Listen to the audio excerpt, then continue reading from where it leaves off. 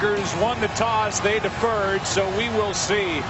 Andy Dalton, the Cincinnati offense, and the Green Bay defense. 63 couldn't be any prettier.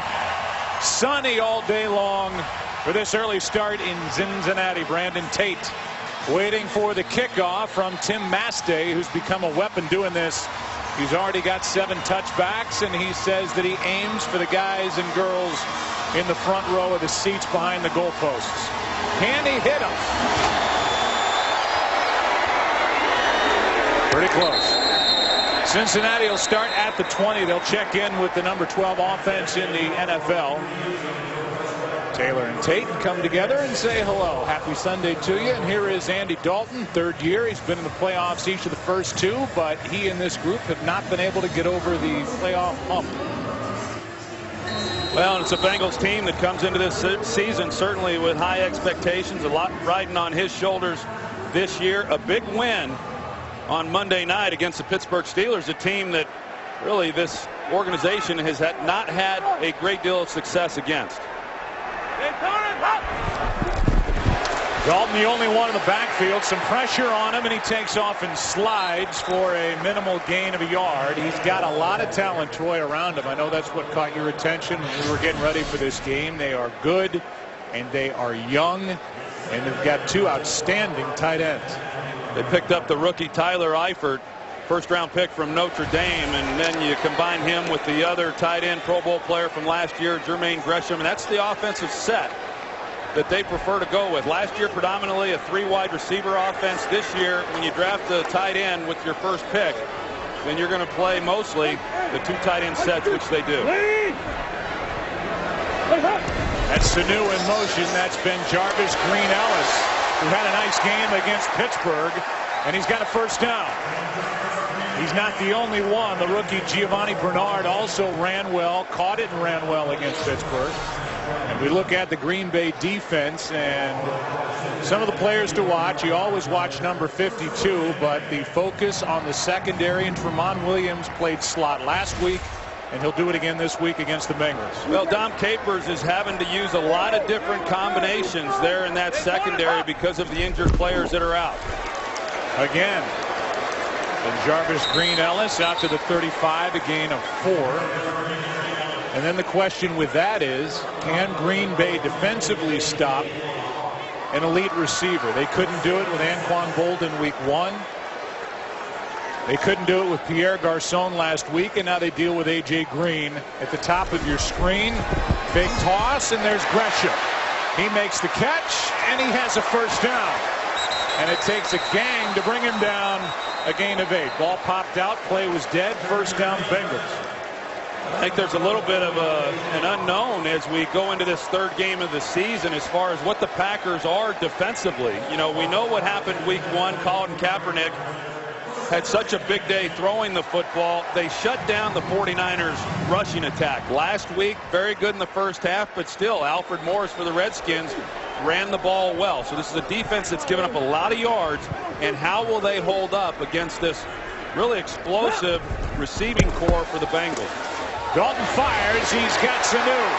And Sanu's got the sideline inside the 30 and knocked out of bounds near the 25 by M.D. Jennings in a big play for the Bengals of 32 yards. Well, Mohamed Sanu, I think, runs an exceptional route on this play, and just overall a real technician there on the outside. And the timing between he and Andy Dalton is very, very good. In fact, it is with all these receivers. One of the things I was most impressed with leading up to this game, Joe, was just watching the timing of Andy Dalton getting the ball out on rhythm and these receivers being where they're supposed to be.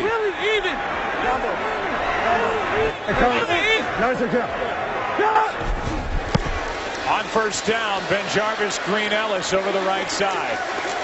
2-time 1,000-yard back has 2. Brad Jones on the tackle. 2nd and 8. Well, you think back to that Monday night game, Jay Gruden said that, hey, for the first time we're playing the Pittsburgh Steelers without James Harrison, and we felt like we could block these guys up. And so they came out in that first half, threw the ball 32 times. there in the opening 30 minutes of the game and never really got Andy Dalton, in any type of rhythm. On this possession, it was important to open this game up for Gruden with some balance, and they've been able to do that. And Dalton has made some nice throws as well. Hey, go outside of 37, outside!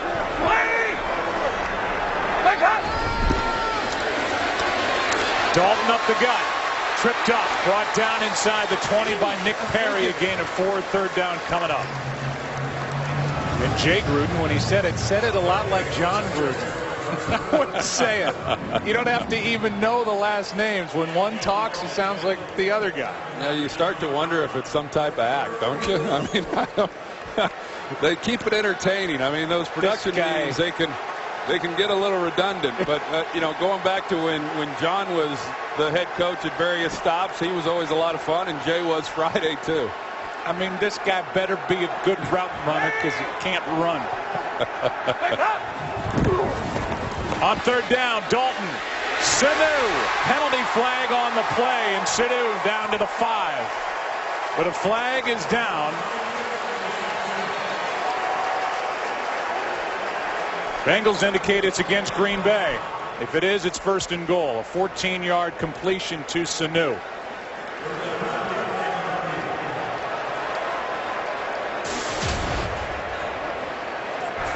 Holding defense. Number 52. Penalties decline. Yards is enough for a first down. We're going to get a natural picking action here with Jermaine Gresham, the tight end, and then Sanu's going to come underneath that. So you see how that affects then the defense. You've got to go over the top. Micah Hyde does. He's got to bubble over the top of that receiver, and it creates the space for Sanu there over the middle of the field. Dalton started 3 for 3, 54 yards. Hey. Here we go. Here we go.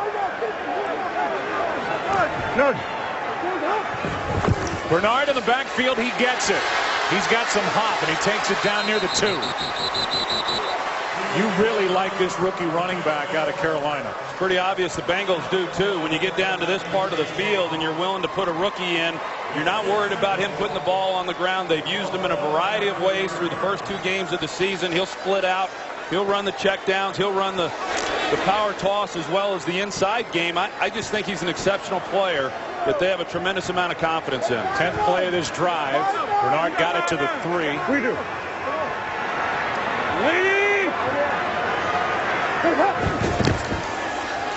He'll try the right side to the edge. And touchdown.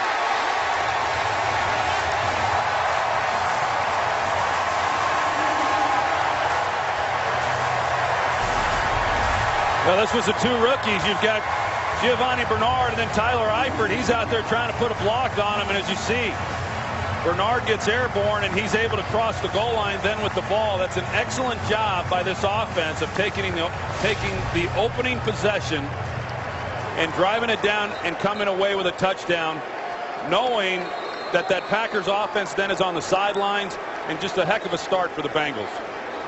80-yard drive, took 10 plays and over 5.5 minutes off the clock. Nugent. 7-zip.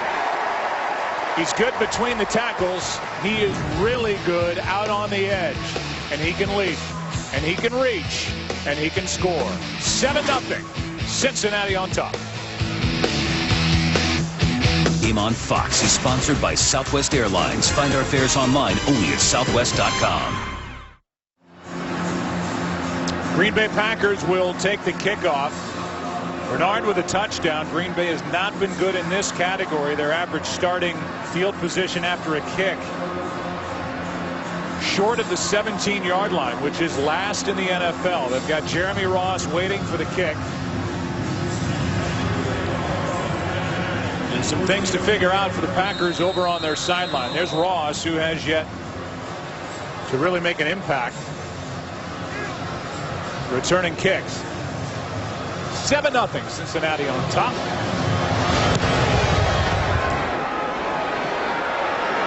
And he muffed it. That's a live ball. Picked up by Cincinnati.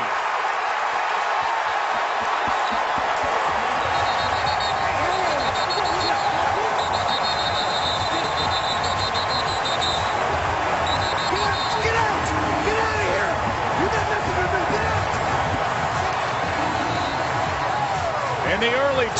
sets up the Bengals, already up 7-0 inside the 5 with a 1st and goal. Yeah, I think Jeremy Ross just kind of misjudged it. The wind holds this ball up, so initially he thinks he's going to be able to play it, and then the ball's coming up shorter than he originally thought, and he has to go after this one, and he's not able to time it. He doesn't see it all the way into the catch, and just a big mistake then on special teams, setting the Bengals up here inside the 5-yard line. You see the sun hitting the visor, and I agree with you. I think the wind held that ball up. He was late getting to it, couldn't get on top of it. Taylor Mays comes away with a fumble recovery. And Aaron Rodgers is still waiting to ruling on the field is a Cincinnati recovery. Get onto the field. And Cincinnati is set up. And Ross, for a guy who struggled, now making that mistake for a head coach that has such an emphasis on special teams. I mean, he is livid. Ross is in some trouble on that sideline. Their best kick returner, punt returner is Randall Cobb, period. But because of what he means to the offense, they're trying to find somebody else to do it. We'll see if we see Ross the rest of the day.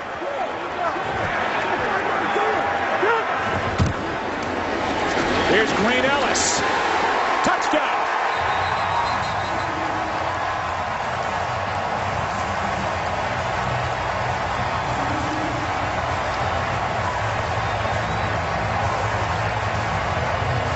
And if you come into a game talking about facing Green Bay needing to put up points, a great opening drive, then the turnover, and now the touchdown from BenJarvus Green Ellis. Well, Kevin Zeiler does a good job to get the double team on the defensive tackle and just, barrel the ball in there to get the touchdown. And Aaron Rodgers is yet to take the field, and he finds himself down 14 points.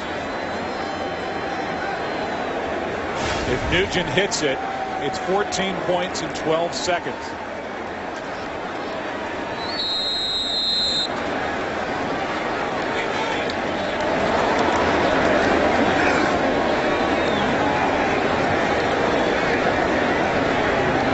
So the touchdown is confirmed, and it is a 14-point advantage for the hometown Bengals. Good start for Cincinnati. Now it's Aaron Rodgers in the offense needing to get to work. Today's game is sponsored by Bud Light, official beer sponsor of the NFL. A long drive for a touchdown, then a special teams mistake that led directly to a touchdown 12 seconds later. And it's 14-0 Cincinnati, and Ross is back there again. Jonathan Franklin, the rookie from UCLA, one of the up men, will be on the far side when we see the other shot. And this one drives Ross out of the back of the end zone. Here's Aaron Rodgers. Completed 80% of his throws last week against Washington. No interceptions, 4 touchdowns. 480 yards to tie a team record, and this Green Bay offense made it look easy the entire game last Sunday. Well, it was something to watch, that's for sure, and to say that he comes into this game with a lot of confidence is a gross understatement. 55.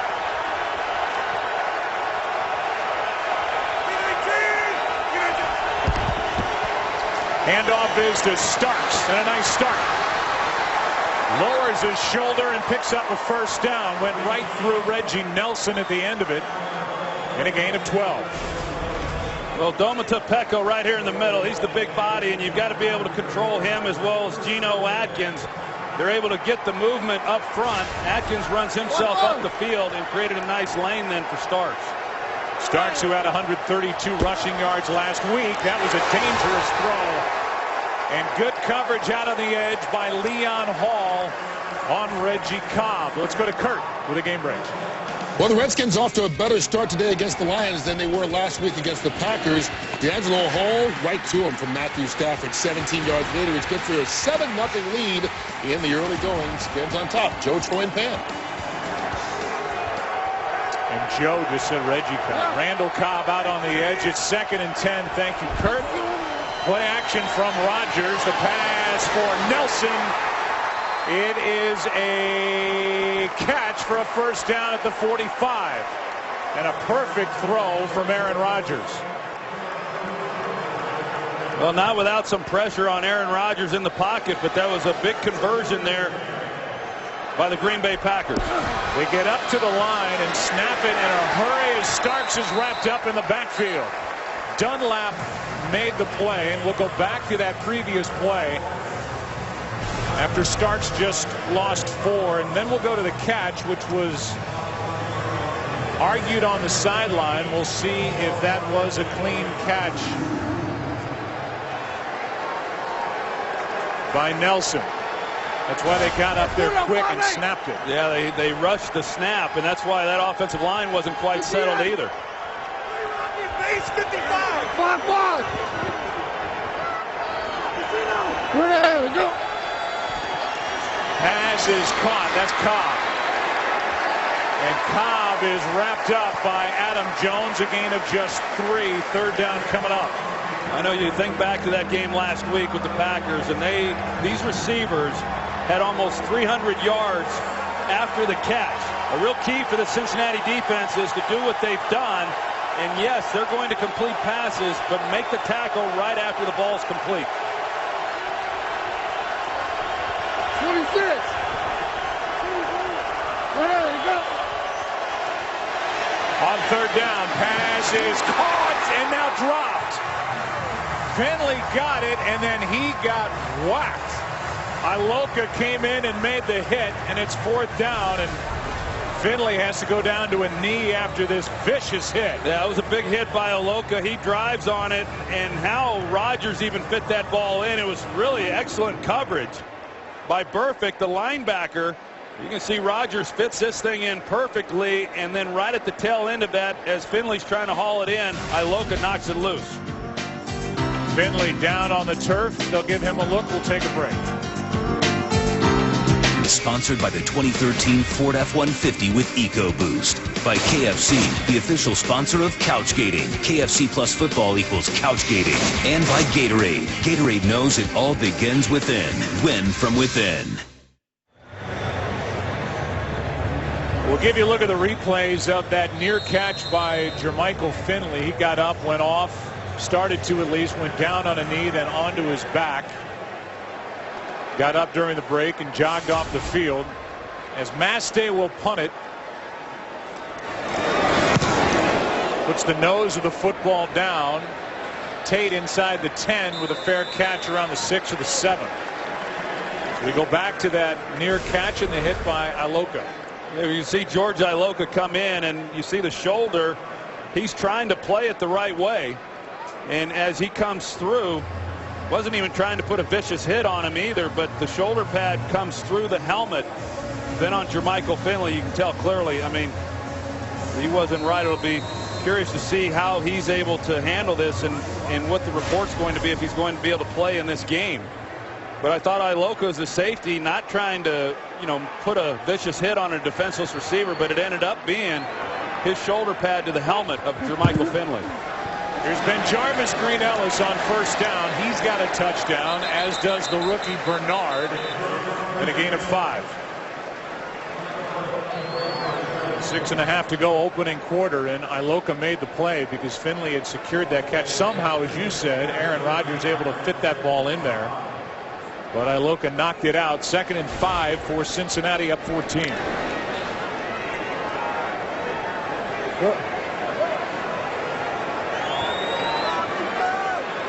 Bengals ran for 127 yards against Pittsburgh last week. On Monday night, a toss to Sanu. And Sanu got back to the line of scrimmage, maybe.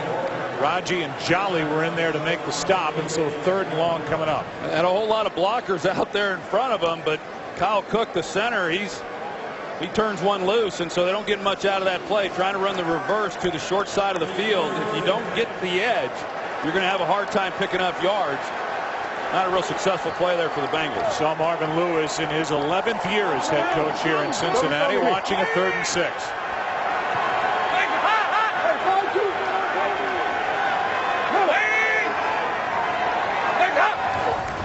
Blitz coming from the Packers. Dalton fires, sideline incomplete. And the Green Bay defense does a nice job of forcing a 3-and-out. Marvin Jones, the intended receiver. It was a good stop there by the Green Bay Packers after the Bengals drove down on their first possession and came away with a touchdown. The Packers obviously don't get any points, but at least they got field position. So the Packers should get this with excellent field position. Ross is waiting for the punt. McCarthy's sticking with him. And it's a line drive punt. That is fair caught by Ross out across the 40. 47-yard punt. Nothing on the return. Packers have it. Second time. Down 14. Been a while since the Packers have been in this position, down by 14 points in the first quarter since 2005 at Baltimore. That game did not end well, to say the least. This drive, the second for this offense, will start at the Green Bay 42.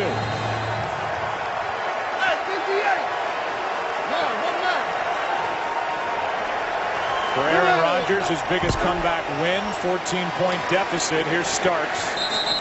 He carried it for 12 yards on his first carry, and he gets 4 this time down to the field, and Pam Oliver.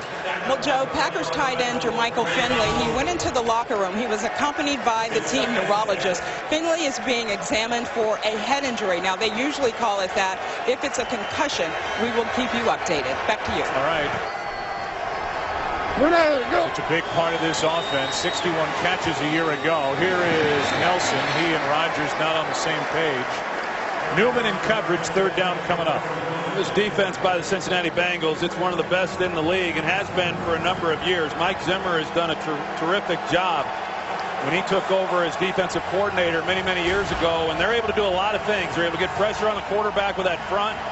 Last week, the Redskins decided to play single high safety and man-to-man on the outside throughout that game. They got torched. Bengals have mixed it up nicely here on this first quarter.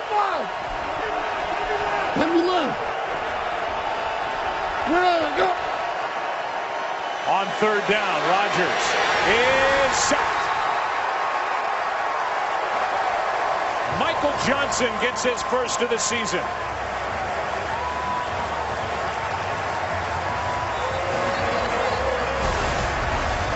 Michael Johnson's going to come here on the stunt. You see he works his way around. They've got the center there in a position to make the block, but he fails to. Overall, you know, they're so good up front. You don't have a lot of time in the pocket, so the ball has to come out pretty quickly. Good coverage on the back end. Rodgers holds it just long enough for Johnson to get the sack. Talked about the money that group's making up front for Cincinnati. The top foursome. The defensive line as this one will head out of bounds. Perfect punt by Mastay inside the 10, making $47 million. And they had pressure on Aaron Rodgers. It's big Michael Johnson getting the sack. There is a flag down on that punt, which right now was marked out of bounds at the 5. Mastay is one of the best at downing it inside the 20. Here's Cleve Blakeman. During the kick, holding, return team number 30. Penalties half the distance to the goal line. First down, Cincinnati.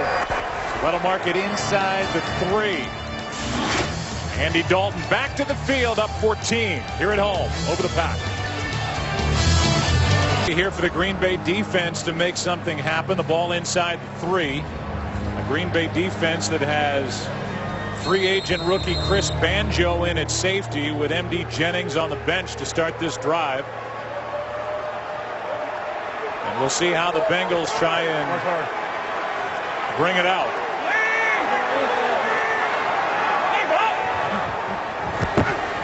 Dalton throws. It's tipped and incomplete. Second down. Yeah, once again, Joe, Dom Capers, he's playing with a short hand considering Casey Hayward and Jared Bush, and as you mentioned, Morgan Burnett being down once again. The various combinations that he's had to employ, and it's made it tough, but yet they've got the bye next week, and so rather than rush any of those guys back, give them a couple of extra weeks to get healed, and hopefully it won't be an issue, but a number of hamstring issues with this Green Bay Packer team. Handoff is to Bernard out to the 10. Third down coming up. You saw Morgan Burnett on the sideline, still out with a bad hamstring. He is in essence, quarterback, at least of the secondary. Casey Hayward's been out with a bad hamstring. He had 6 interceptions last year, led all rookies, and led this team.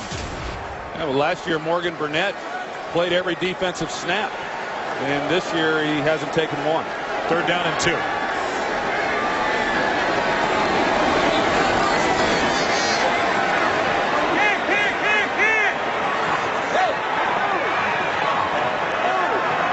Timeout. First one of the game before a 3rd and 2. Packers had stacked their defense on the left side. Dalton didn't like what he was looking at. Big third down coming up in this first quarter when we return. 4 Bengals possessions they have not thrown in the direction of A.J. Green yet. Third down and 2. You know, that previous third down on the last possession, he was single covered and Dalton didn't even look his way, which is not typical. Normally, because there's so few opportunities for him to get the single coverage, if he gets it, he's usually getting the ball thrown in his direction. Yeah.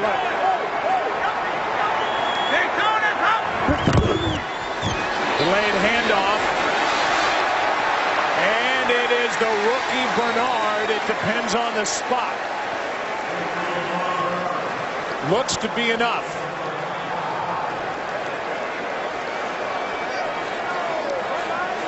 And it is. Nothing was there inside for Giovanni Bernard. He bounced it outside and got just enough. Well, they're showing a pass set, the Bengals are, and they're going to sneak one into Bernard and pick up the first down. But the Packers, they play it beautifully. They're just unable to get a body on him and get him on the ground. And it shows you some of the quickness and speed that he has, being able to pick that up. Hey, punt even. Punt even. Yeah. Even. Hey, come on top. Here's Bernard again. Out across the 15, picks up 4. Let's go to Kurt for the game break. Well, Cam Newton rushed for 40 yards on the Panthers' 59-yard scoring drive, but it's Mike Tolbert who takes it in on 4th down. And Carolina has danced out to the lead over the Giants 7-0 nearing the end of the first quarter, Joe Troy and Pam. So the question is the NFC East any good? It's been a slow start for that division here in 2013. Well, you don't need the ballots in the early going. The answer would be no. 2nd and 6. Play action from Dalton out to his right. Pass is to the tight end Gresham. And a minimal gain as A.J. Hawk makes the play. Actually a loss of 1. And so 3rd down coming up again. A.J. Hawk, a nice play. Another big 3rd down here for this Packers defense. If they're able to make a stop, they once again will be able to give the ball back to their offense with good field position. The Packers had the ball to start that last drive on the 40-yard line and failed to come away with any kind of points, and you just don't see that very often from this Packers offense. Now 3rd down and 7.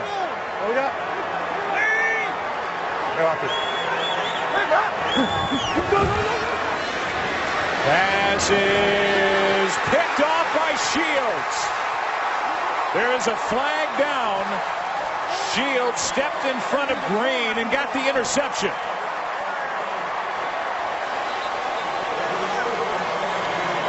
Sam Shields showed his wide receiving skills there. Offense, number 64. Penalties decline. First down, Green Bay. He had 5 a year ago. He's got his first this season. And they finally looked in the direction of A.J. Green, and it was 37. Right, he's one-on-one on the outside, and that's a tough order there for Sam Shields, and the ball was thrown behind him. If he gets it, he have to get that ball out on the sidelines. A.J. Green running the comeback route, that's where he was expecting it, but a great play on the ball by Sam Shields. There's not many corners in this league that can make that play, but as I said, Shields, who was a wide receiver at the University of Miami, didn't make the switch to corner until his last season. shows that he still has great ball skills. And just gave his Packers exactly what they needed. A first down at the Cincinnati 26.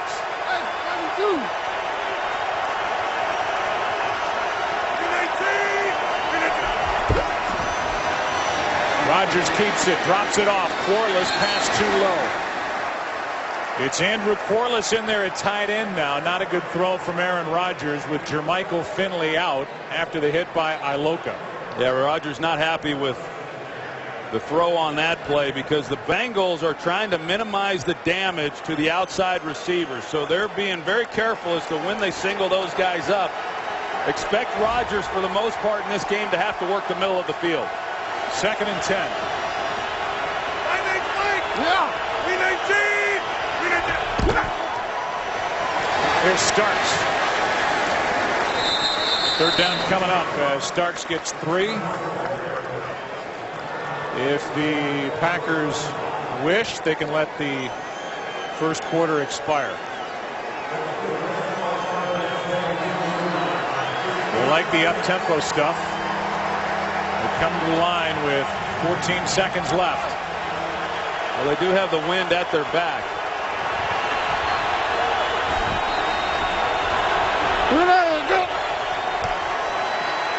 Pass, end zone. Incomplete. Cobb, the intended receiver, and coverage by Leon Hall. And that's it for the first quarter. It's 3 and out after the turnover. 14-0. Cincinnati on top. Back after this from your local Fox station. 41-yard try coming up for Mason Crosby. He's 1 for 1 this season. It was just a 28-yarder. Had a rough year in 2012. And he absolutely drilled it. And so the Packers are on the board. And they will kick it back to Cincinnati. The Bengals had it for more than 10 minutes of that first quarter. And we will tell you that today on Fox, it's the series premiere of Being Mike Tyson. The show critics are calling brutally honest and the most revealing portrait of Tyson yet. If you think you know him, think again. Show premieres today following football right here on Fox with new episodes Tuesdays on Fox Sports 1. To find Fox Sports 1 on your provider, go to foxsports1.com right now. You see the stats from the opening quarter and from last week to this week for Green Bay offensively. Last week they had 125 yards against the Redskins in the opening quarter, just 35 today. And if we know one thing after a quarter, it's that Cincinnati's defense is a lot better than Washington's. Yeah, well, I think we knew that coming into the game, but I'll tell you, that's an excellent job there in that first quarter by the Bengals defense to give the ball to the Packers where they got 2 of those possessions. They force a punt on the first one. This last possession to only give up a field goal when the Packers were in field goal range when they took over with the football. Very impressive.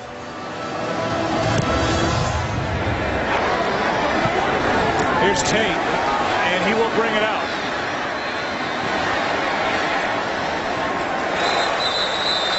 Trying to get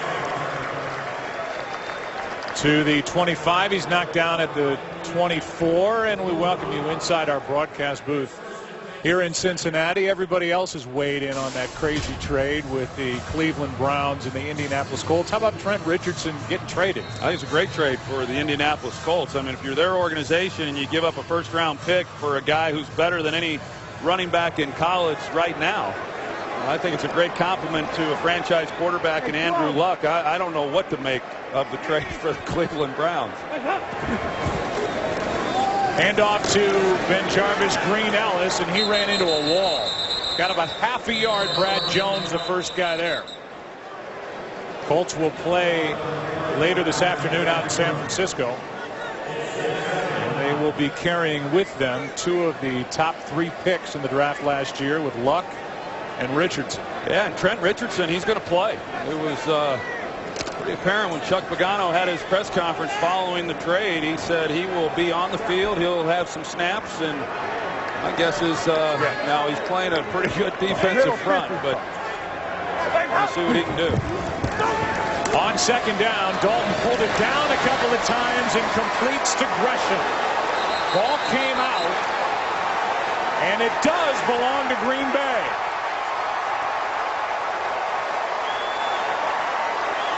Gresham had a first down. A.J. Hawk comes away with a football, and we will get another look at it. Look at Brad Jones comes in, and he goes right for the ball. He knows he's got his hand on it, and he rips it out of there. And I know the Bengals were trying to say that he was down, but it sure looked to me like it came out before he went to the ground, and it does there as well.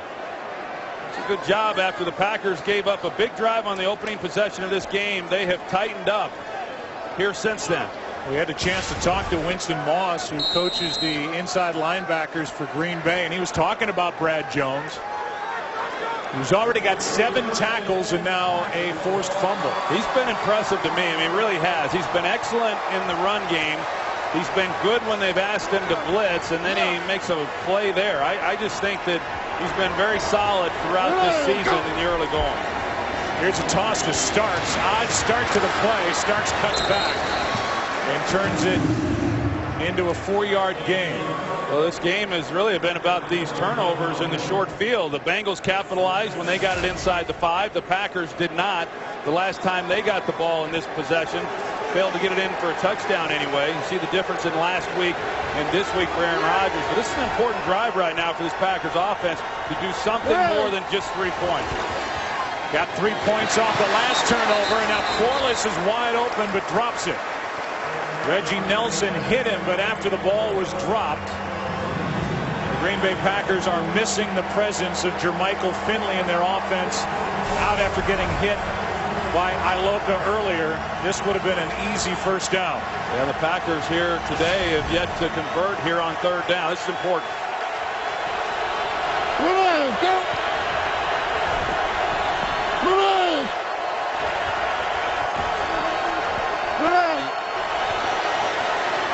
On 3rd down, pass is for Jones and over his head, but a flag is down, and so is Rodgers. Holding, offense, number 69, penalties decline, brings up 4th down. That's the left tackle, Bakhtiari. He gets the hold on Michael Johnson as Johnson comes in at the end of that play and gets a little bit of a hit there on Rodgers, but just a great job defensively. And they singled up the outside receivers. I mentioned it moments ago. The Redskins got exposed when they tried to match up against these Packers receivers man to man. That time on 3rd and long, they match up, singled up, and they fail to connect. You don't see that often, and the Packers here looks like they're going to go for it. They show they're going to go for it. Accepted by Cincinnati.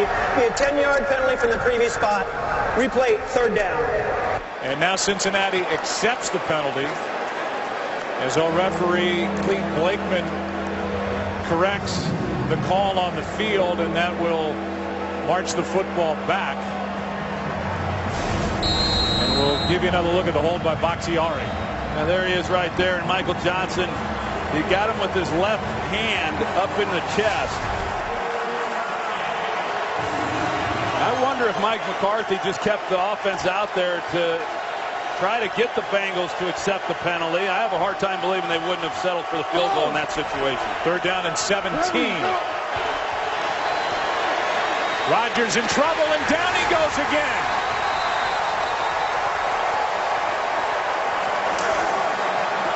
Gilberry was in there, as was Johnson. And nowhere to throw it for Aaron Rodgers. Yeah, this time they play coverage with it being obviously long down situation, and Rodgers just doesn't have enough time to find the open guy, and that's that defensive pressure up front that we talked about coming into the game. Gilberry and Johnson in there on the sack, and now the punt from Mastay, and so Green Bay gets nothing out of the fumble by Gresham. And it has been a frustrating start for Aaron Rodgers and the Green Bay Packers.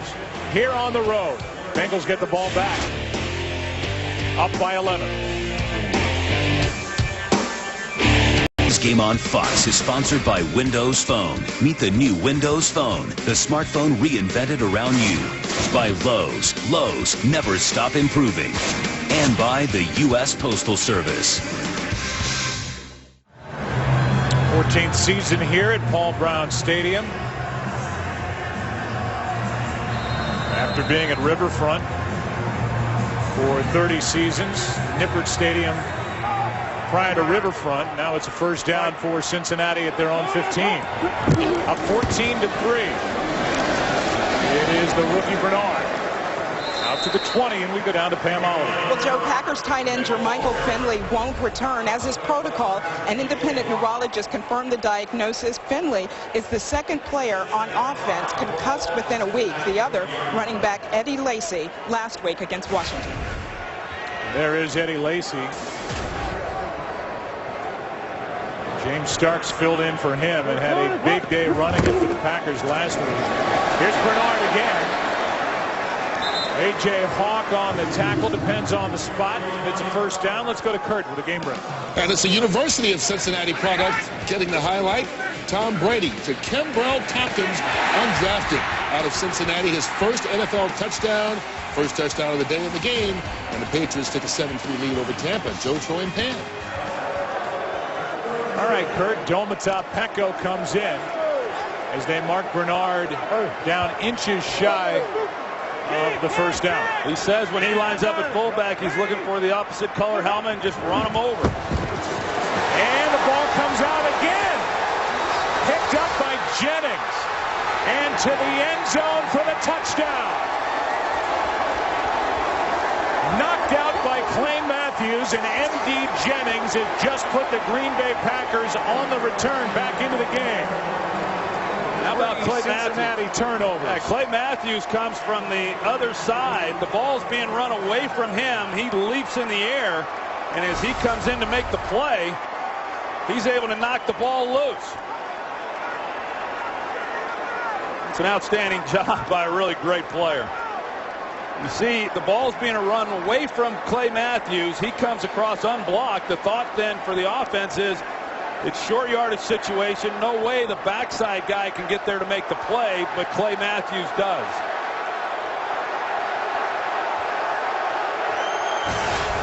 Bengals have turned it over on 3 straight possessions as Jarvis Green Ellis, who was 14 of 15 a year ago on 3rd down and a yard, was handed the ball. It was knocked out by Clay Matthews, picked up by M.D. Jennings 24 yards later. As they look at it again, look at that play by Clay Matthews. I think they want to make sure that Jennings wasn't touched when he was down, and it does not look like he was. They confirm the touchdown, the 24-yard return on the fumble by Jennings. And Crosby makes it a 4-point game. So the Bengals turn it over on 3 straight possessions as a fight breaks out after the extra point. And they try and sort it out.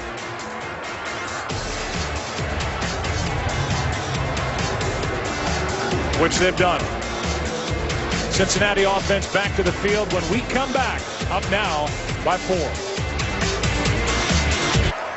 Cincinnati did not turn it over in their divisional win last Monday here at home against Pittsburgh. They've turned it over on 3 straight possessions to Dom Capers, who runs a defense that's always been reliant on takeaways. From 2009 to 2011, his defense had the most in the NFL per game. That had tapered off last year, and they had forced only 1 so far this season coming into today. Different story, and the Packers back in the game. This is Tate. Out across the 20. And now out across the 25, where he's knocked down by Lattimore. And we look at Andy Dalton and the draft class he was a part of in 2011. Number 1 overall, Cam Newton out of Auburn. Number 8, Jake Locker out of Washington. Blaine Gabbert from Mizzou. Christian Ponder went 12th overall to Minnesota. Then the next quarterback was Dalton out of TCU, and right after him, in the second round. The 36th pick was Colin Kaepernick to San Francisco out of Nevada. Well, being there in Texas, very familiar with Andy Dalton and his career at Texas Christian University, and I thought it was a great pickup when the Bengals got him, and he's been solid. Dalton out to his right. Nice throw. Nice catch. Made by Bernard, and Giovanni gets 6. A.J. Hawk on the stop. I think he's got great anticipation in the pocket. He's got good footwork. He's fundamentally very sound. He's smart. I think the real key for him right now, the expectations for all these young quarterbacks is really high. And he's in his 3rd season. He's been a starter from day 1. He's taken the team to the playoffs each of the first 2 seasons. He's not played well once he's gotten to the playoffs. We talked about being consistent in big games. This is an important drive with an offense that has gone nowhere since the first possession. It's up to him to settle this group down. 2nd and 4 under pressure from Jennings. Got it. M.D. Jennings on a blitz. A sack and a loss of 4. Yeah, I don't know if Andy just doesn't see Jennings coming off the edge or not, but he's on a blitz to his front side. He tries to escape it, but unlike the previous 2 weeks for the Packers when they had to worry about Kaepernick, last week Robert Griffin III, Dalton is not going to outrun M.D. Jennings, who has 3 tackles, a sack, and a fumble return for a touchdown. 3rd and 8. Dalton's been hit 5 times. Still nothing for A.J. Green. On 3rd down, he's still on his feet. And now the ball's out again. Picked up by Green Bay. Devon House missed on the sack. And that was the best thing that could have happened to the Packers. After Dalton survived that initial hit, somehow the ball came out. They bring 4 defenders to this side, and you can't block that up. There's always going to be an extra defender on the rush. Andy Dalton does not pick it up. Sam Shields on the blitz. Excuse me, it's not Shields. It's Devon House on the short side of the field. He doesn't see it. He gets hit, and then ultimately the ball ends up coming out and another short field. A.J. Green's getting frustrated. So are these fans. Still no catches for Green. Neal and Matthews were there when the ball came out, and that's 4 straight possessions with a turnover for the Bengals. Well, I'll tell you who's frustrated, and that's defensive coordinator Mike Zimmer. For the Cincinnati Bengals, their defense has been outstanding, and they've got 10 points on the board against them, and none of it at the expense of the defense. Now you give the ball once again back to this Packers offense with outstanding field position, and they've backed this defense up once again. I said it was Neal. It was actually the rookie Dayton Jones, who's the one I believe who got his right hand on the football when he and Matthews got there together. The turnover is confirmed, and that's 4 turnovers in the last 9 offensive plays run by the Bengals. That's 2 straight possessions by the Packers with pressure. M.D. Jennings and then Devon House, short side of the field. They bring the extra guy. Dom Capers dials it up. Andy Dalton doesn't see either one of them. Oh, slip. And now here's Green Bay in a position to take the lead. They hand to Starks. A nice run on 1st down against Mike Zimmer's defense. A gain of 7. Well, anytime you give the ball to an offense, no matter who you're facing, you know, on this part of the field, it's a win for you defensively if you hold them to a field goal. And the last time the Packers got the ball in field goal position, they had to punt. That was a great defensive stop. Anything short of the end zone for the Bengals is a good job. 2nd down and 2. Toss to Starks, running left, and he will dive forward. Brought down right at the marker. But this is an important drive also for this Packers offense because, you know, we showed the frustration by A.J. Green with the Bengals. Well, Aaron Rodgers has been a little bit frustrated too because he's not accustomed to, nor are the rest of these offensive players, having the ball where they've had it and not being able to do more with it. Starks got enough for a 1st down. And the ball's just outside the 10. Hey, full Z. What is he? Now, flip. Over. Hey, 58. 319. 319. Here he is again, cutting back. Nowhere to go. And a nice play made up front. Dunlap was in there for Cincinnati. Second down coming up.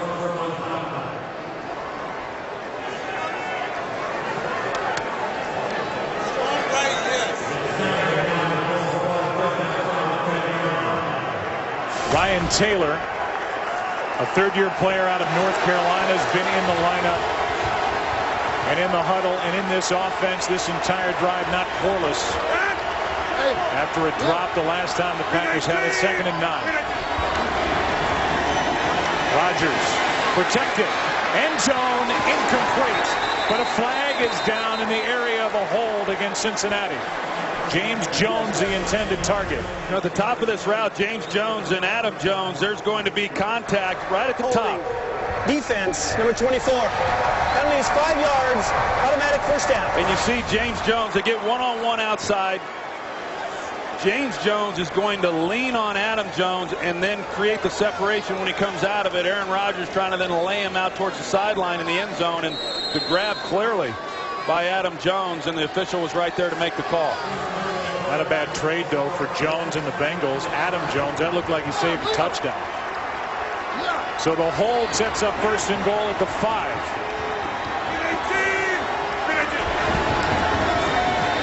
Rodgers all day. Throws it away. And then gets shoved to the turf by Dunlap. Yeah, T.J. Lang, he didn't much care for the for the knockdown there on Aaron Rodgers either. And Dunlap comes in and finally is able to get pressure on him. The official referee right there, he took a look at it and didn't feel like there was a late hit or a penalty deserved. But that was a good job by this secondary to plaster on to these receivers with Aaron Rodgers outside the pocket with time. 2nd and goal.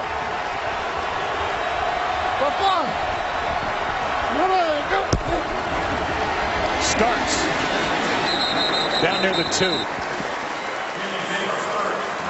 Gain of 3, and now 3rd and goal. I'm just watching Aaron Rodgers right now, and I don't know that he was that crazy about that call, or he certainly wasn't happy with the result of the call. But as I said, I mean, just a little frustration, and it's going to get even more so if they fail to pick up a touchdown here on 3rd down. You kind of wonder if Mike McCarthy, if they do something here but come up short, if he wouldn't be inclined to maybe go for it. Ross is the man in motion. Corliss back in there on 3rd and goal. Rodgers keeps it. Was looking for Ross, and he won't get there. Knocked out of bounds at the 1. First guy there was Dunlap, and it's 4th and goal. I sure thought Aaron Rodgers passed up Jeremy Ross. I thought he got, you see him, he has an angle, and if you stick it on him, you know, he's maybe able to get that across the goal line. Rodgers didn't think so, so he looked back inside, and he takes big-time punishment. No one wants to see that if you're standing over there on that Packers sidelines. But another great job by the Cincinnati defense. It was Reggie Nelson who had that last hit on Rodgers. Crosby knocks it through, a 19-yard field goal, and it's a 1-point game. The Packers still trailing by 1 after 4 straight takeaways. Today's game is sponsored by Chevrolet. Check out the all-new Chevy Silverado at the Silverado versus All event. It started as a block party in 1976 near Fountain Square in Cincinnati. It has grown. It is recognized as the biggest Oktoberfest in America, attracting over 500,000 people every year. And George Takei led the world's largest chicken dance. Well, they were having quite a celebration out there last night. I know that.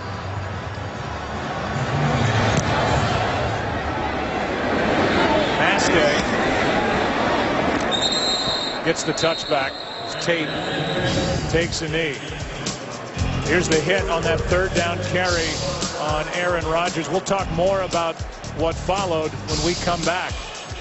Those two heated on the sideline. Bengals by 1.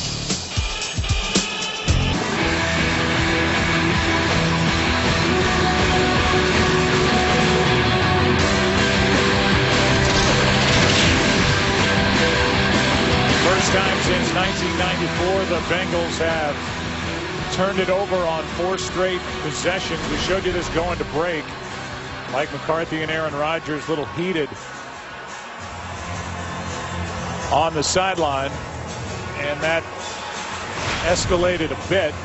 You ever do that with Norv on the sideline? And what was the result? Well, I not just with Norv, with all of them that called plays at one time or another, sometimes even a head coach or two. And you know, it's all part of it. You know, unfortunately, or fortunately, however you want to look at it, there's cameras that pick up everything, and that's to be expected. Here's been Jarvis Green Ellis as Cincinnati's trying to get something going offensively and hang on to the ball. The heat of the battle, and then they calm down. These two have been so good together, and the success that they've each enjoyed because of what the other guy has been able to do. I mean, the run that Mike McCarthy has had, he's been in the playoffs 5 of the 7 years he's been head coach of the Green Bay Packers, and he runs as tight and as good a ship as any head coach in the NFL. I agree. I think he's exceptional head coach. I think he's an outstanding play caller, and Aaron Rodgers doing things that we've never seen before. Dalton's going to air it out down the field in good coverage.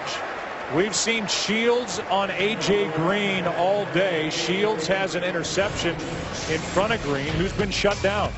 It's a little bit surprising. Really hasn't had all that many opportunities yet.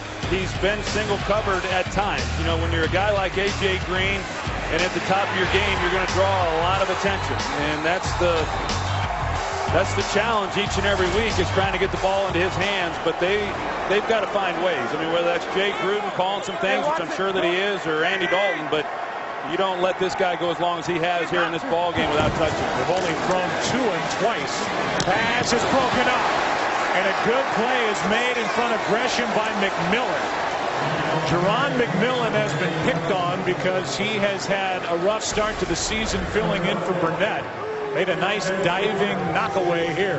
Well, the ball's just got to be out in front. Gresham runs a good route. They get the look. Dalton sees exactly where he needs to go with the ball. The ball's errant, though. It's thrown behind him, and he's been erratic now on a few throws, much like he was last week in the early going of that game against Pittsburgh. Huber hits it. Cobb was back, and the punt drives him out of bounds. Huber's one of the best.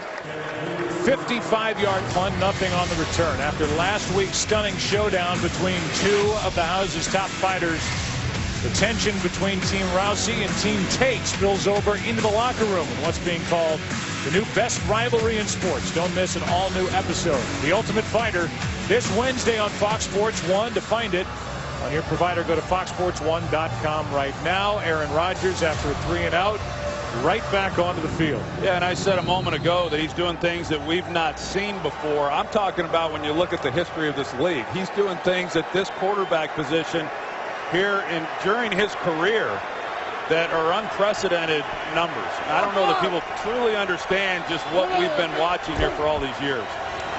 Starks takes it, and a nice carry on first down. To realize what Rodgers has done just in the last 5 regular season games. He's completed passes at basically 70%, averaging over 362 passing yards a game, 17 touchdowns, 1 interception, and a rating of over 125. He's got his hands full here today with his Cincinnati defense, as Starks will carry it, and he's brought down about a yard shy of a first down. Third down coming up as he picked up 2 Michael Johnson on the tackle. This is a Cincinnati defense that has not allowed a 300-yard passer over their last 16 regular season games, and they're off to a good start here today against Rodgers.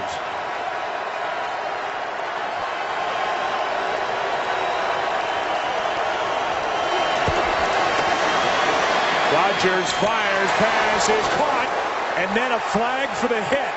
Jones has got a first down, and then he got hit up around the head or neck, and they threw a flag. And it's because of that hit by Burfict. Well, Burfict's coming over, and he's trying to make a play, and it looks to me like he's trying to come in with his shoulder. It's hard to tell. It's bang-bang type of situation. Foul, unnecessary roughness, defense, number 55. Into the head of a defenseless receiver. Penalty's 15 yards, first down. I don't don't know. I don't know, Joe. It's just, hey, it's a tough sport. We talk about this each and every week. Certainly the image that we saw of Jermichael Finley walking off the field is not the image that anyone wants to see. Certainly not the National Football League. Trying to protect these players as best we can. But I don't know about that one. I think this game as we know it has just changed forever. 13-yard completion to Jones. His first catch, 15 yards on top of it. First down at the 41, and the pass is caught by Taylor. The young tight end picks up 3. Let's go to Joel Klatt for a game break. All right, thank you, Joe. And we go to Washington. Redskins been struggling in the first half of ball games, but now the running game going. Alfred Morris, 30 yards to the house, 14-14 with the Lions. Back to you, Joe. The 0-2 Redskins against the 1-1 Lions. Thanks, Joel. Second down and 7.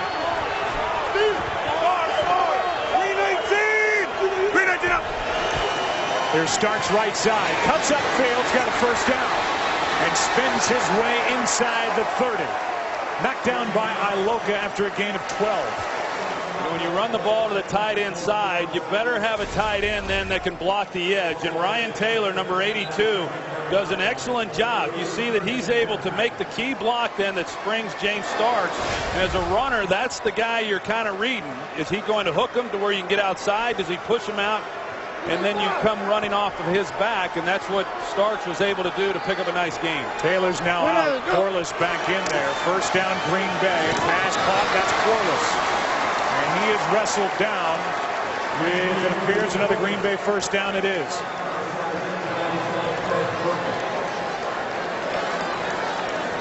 Well, the Packers offensively, they're finally starting to develop a little bit of a rhythm here on this drive.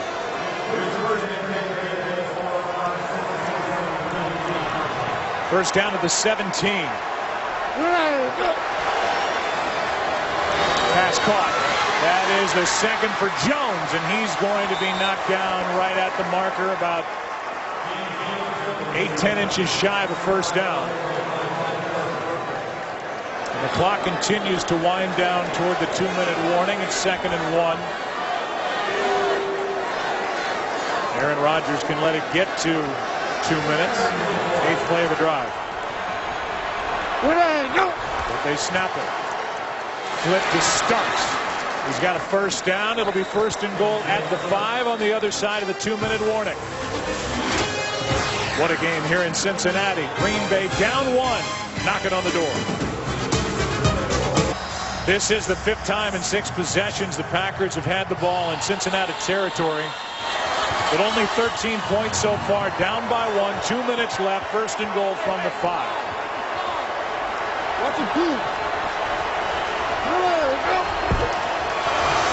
Starks, good play off the edge. And that play was made by Michael Johnson. Gain of 1. Yeah, outstanding play by Michael Johnson. He just crashes down and clogs it up and doesn't give anything to James Starks. That was a good first down defense for the Cincinnati Bengals. Cincinnati with 2 timeouts. Green Bay all 3. 2nd and goal.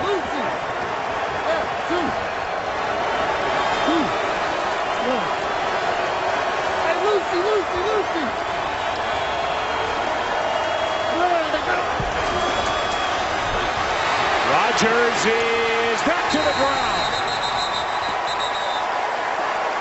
Carlos Dunlop got a great start on the snap, and he got in there. Rodgers couldn't get away. I was looking for a flag, Joe. I mean, he came screaming off the line. He timed it perfectly with the snap. I don't know. It didn't look like they're working off a silent count or he's catching on to the count, but he moved as soon as the ball did and got there and got the pressure on Rodgers. A loss of 8, now 3rd and goal with 40 seconds left in the half.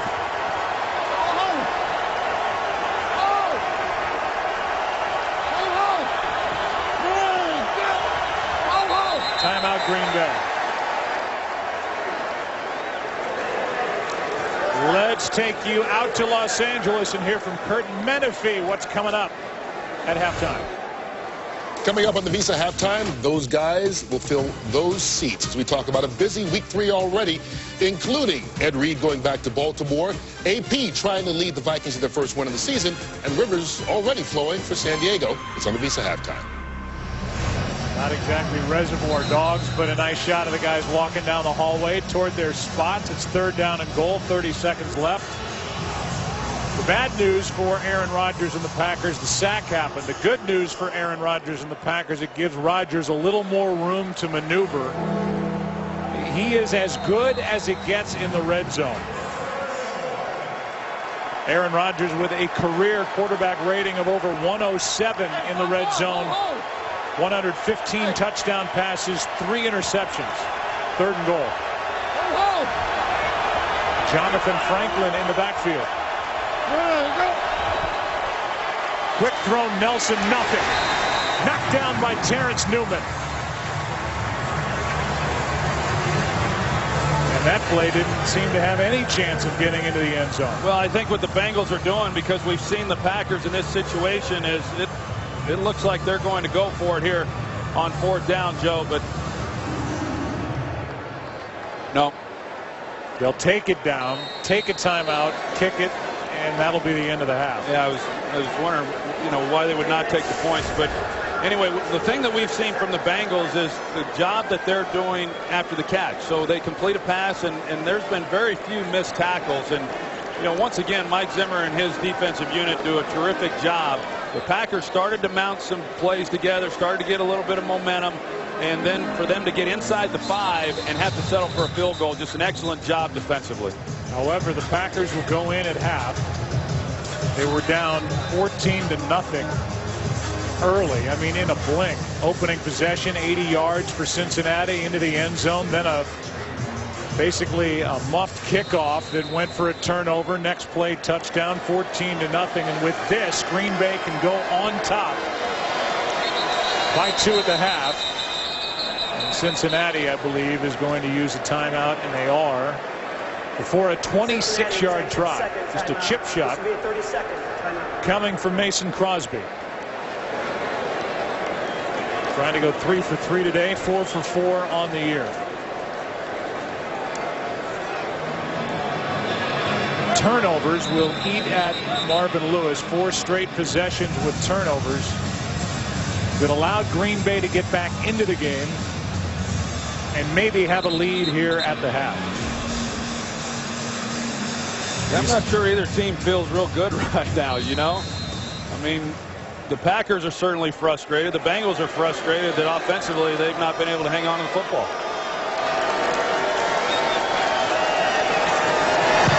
Crosby knocks it through. And with that, the Green Bay Packers, as these two teams mix it up again, have come back from a 14-point deficit to lead 16-14 at the half. The 26-yarder is good. Crosby 3 for 3 on the day, and turnovers. The reason Green Bay got back in it. Shields with an interception. Jones forced to fumble. Clay Matthews forced to fumble. And later it was Dayton Jones, a part of it with Clay Matthews forcing the turnover. And the Green Bay Packers lead by 2 at the half. Well, I would say the Bengals are fortunate that the Packers just lead by 2. Normally you give the ball to the Packers the places that they've had the ball here in this first half. This game is about over here after 30 minutes. It's still a ball game, but offensively the Bengals are going to have to do a lot more than they've done. Green Bay will have the ball to start the second half, leading by 2. We'll step aside here in Cincinnati. Should be a fun second half coming up. Visa halftime is coming up, not after a break. Kurt and the guys coming up right now. Here comes the second half from Cincinnati. You can follow your favorite team all season long. Go to itunes.com/NFL. Packers had the ball 5 times in 6 possessions in Cincinnati territory. They came away with only 16 first half points, but lead by 2. With Drive will start at the 20. Down to the field, Pam Oliver. Well, Joe, Cincinnati coach Marvin Lewis, he stressed the obvious. We got to protect that football. He also wants more consistency in the run game. Getting A.J. Green involved, he said we are not going to throw into coverage. You see what happened when we did that last time. Big injury news for the Green Bay Packers. Running back James Starks, he is questionable with the knee injury. McCarthy said next man up. Back to you. And that next man, Pam, is Jonathan Franklin, who has not carry the ball yet.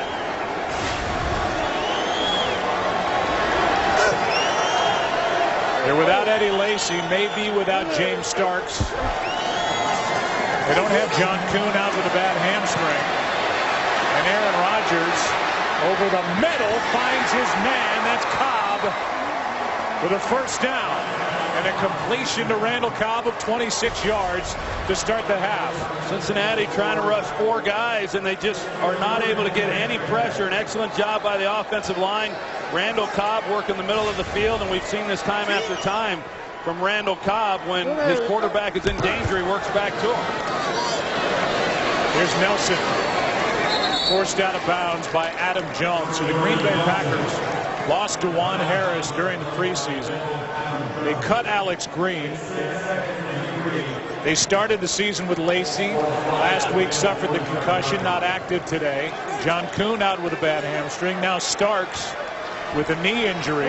So they're down to Franklin, who carries it for the first time in the NFL, and the all-time leading rusher in UCLA Bruins history. Franklin gets 5 yards and a first down. Well, keep an eye on Aaron Rodgers as they remain in the no huddle, and Aaron Rodgers is going to be very clear with Jonathan Franklin as far as what is being called. I don't know if they'll scale things back, but as you said, Joe, first time for Jonathan Franklin. You've got to believe that they're not going to try to overload him too much here, at least in the early going of this second half.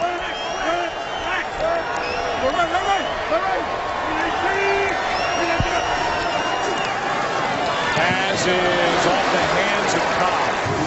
And not only is it an issue for a guy like Franklin running the ball, that's maybe half of it. The other big part of it for Rodgers and the Packers is picking up blitzers and helping to protect their franchise quarterback.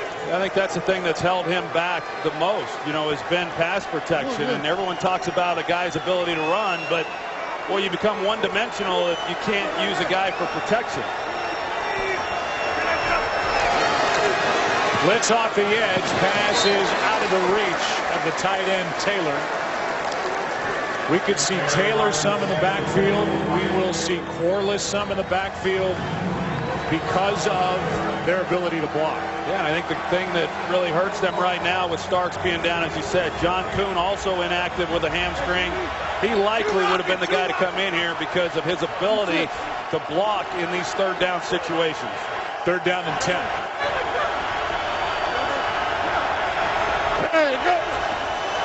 Blitz. Pass is incomplete. A flag is down where Rodgers went down. Personal foul, roughing the passer, defense, number 20. Penalty is 15 yards, automatic first down. And a huge penalty against Nelson. Yeah, that's an easy call to make. I mean, Reggie Nelson comes off the edge. He lowers his helmet. It looked like he might have led with the hands, but he clearly dropped his helmet, and that's what the referee saw. The crowd here sees the replay of it on the scoreboard. After you look at it, and when I saw it live, I thought I saw what the referee saw. The lowering of the helmet, crown of the helmet coming in on Rodgers. But you take a closer look at that in slow motion, you see that there really wasn't a lot there. So a big penalty. Pass is out of the reach of Corliss, and a flag comes in here. Corliss got up looking for the flag. They go hands to the face on Aaron Rodgers on this play. Defense, number 55. 5-yard penalty, automatic first down. In today's NFL, that's as much a foul or more so than the one where they got Nelson. Now they get a defensive hold, 5 yards of first down on the coverage of Andrew Corliss. Now, they did change the rule to it has to be a forcible blow. That certainly didn't look like a forcible blow, but as we're reminded every week, these officials are going to err on the side of caution, and we've seen that on the last 2 plays. So now first down. Handoff is to Franklin. He's got some zip to him. He looked good during the offseason, slowed down during the preseason. And people were wondering exactly what they had in this 4th-round pick. He gets to the line pretty quick. He picked up 5 at 2nd and 5. He's got some quickness. Shoot, Aaron Rodgers last week compared him to Darren Sproles, which I'm not ready to put him in that category yet. They toss it to him, running to the right, trying to cut back, breaks the tackle, has a first down inside the 10. Well, that shows you some of the ability that Jonathan Franklin has. And you know, when I mentioned Darren Sproles and the package that they had up for him last week, a lot of it had to do really within the passing game. He has the ability to create matchup problems for a defense, but he can also be slippery outside on the edge, as he was on that last play. And now on first down, pass caught by Franklin, pops up and takes it down to the 2. Good catch on not a great throw, a 7-yard pickup. It's 2nd and goal, and now Burfict is hurt. They were blocking on the outside. It was designed the entire way to go to Jonathan Franklin. A better throw, he probably scores. But with the help of some penalties on this Bengals defense, this has been a good possession for the Packers. Yeah, the hit by Nelson came on a 3rd down incompletion. The drive was kept alive, and now Franklin is going to score untouched.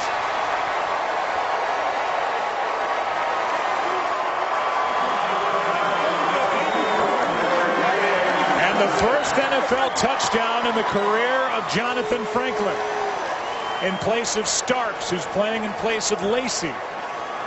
And they keep moving down the depth chart.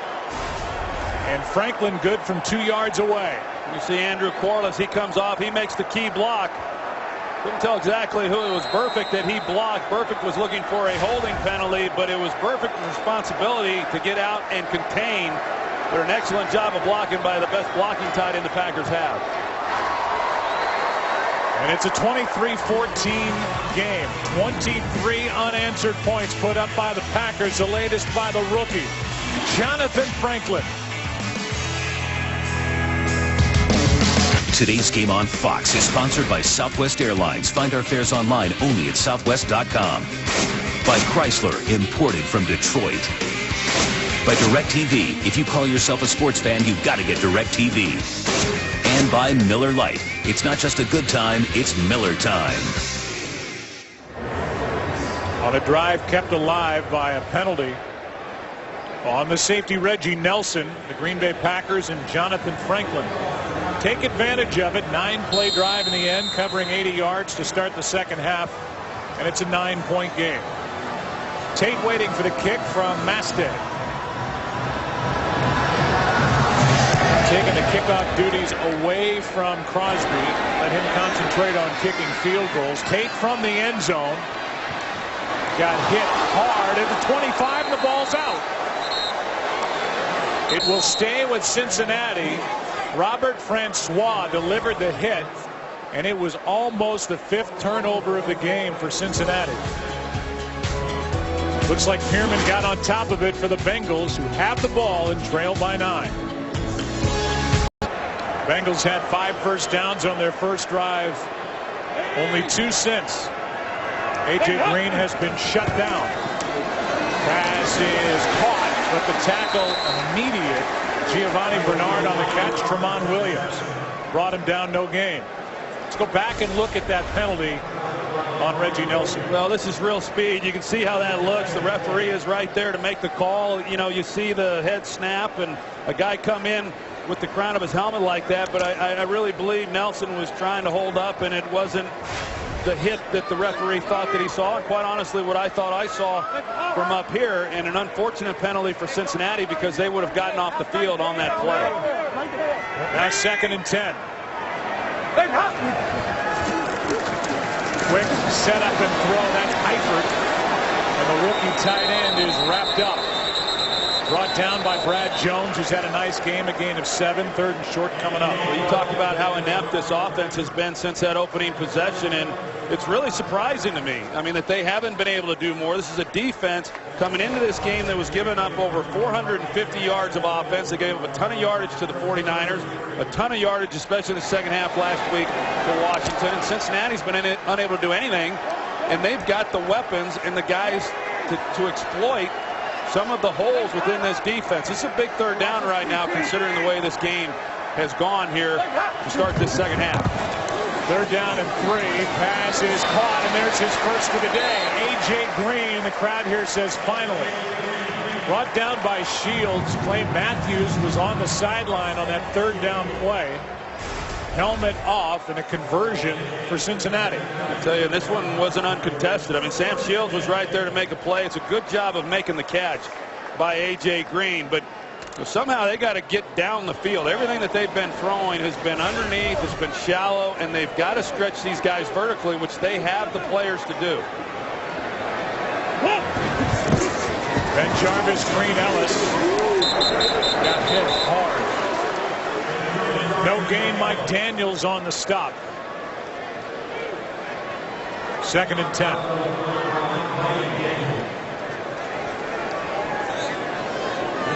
A.J. Green, a guy who coming in 20 touchdowns in 33 regular season games, had 97 catches last year, 15 already this season, over 200 yards, but 1 catch, 6 yards today. That's it.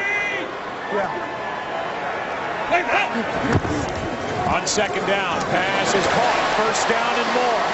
Caught by Sanu, and he drags a tackler down inside the 40.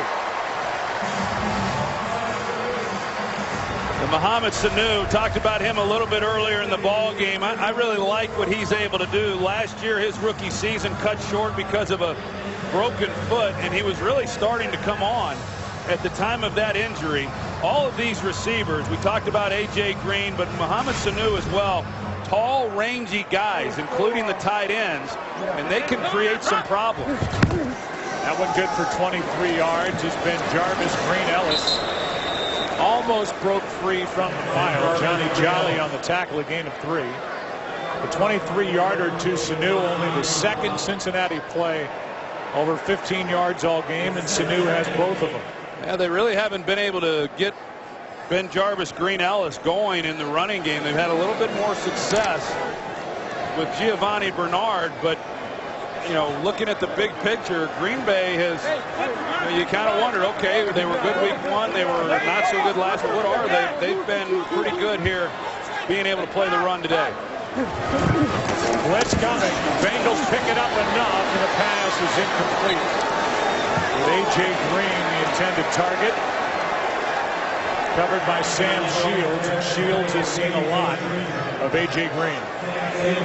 We've seen Sam Shields on A.J. Green a lot in this ball game, and that one was more of a, looked like just a miscommunication between A.J. Green and Andy Dalton, because Sam Shields was over the top. There was never an opportunity for A.J. Green to get by him. There are not many guys that are going to outrun Sam Shields. Crowd reacted here to that hit by Tremont Williams. A step too late. 3rd and 7. Dalton dropped. Pass dropped by Sanu. And we'll go quickly down to Pam Oliver. Hey, Joe, first we were told that it was just a rotation issue with Clay Matthews being on the sideline. Now the Packers are saying it's a hamstring injury, and he is questionable. Hamstring cost Clay Matthews 4 games last year. Hey, you know, and I don't know what's going on with the Packers. There's more hamstring issues on that team than I've ever seen anywhere. I mean, I don't know that they're having those kinds of problems elsewhere, but a lot of hamstring injuries on both sides of the ball for the Packers. Huber hits it end over end. And it's Cobb with a fair catch. Just inside the 10. Back on the field, the Green Bay offense, and Aaron Rodgers leading by 9. Finley left early with a concussion. James Starks out with a knee injury. Clay Matthews now out with a hamstring. And Despite 55. falling down in this game 14-0, Green Bay leads by 9. Go. Starting at the 8. Pass is caught. That's Jones. And he is wrestled out of bounds by Adam Jones. Gain of 5.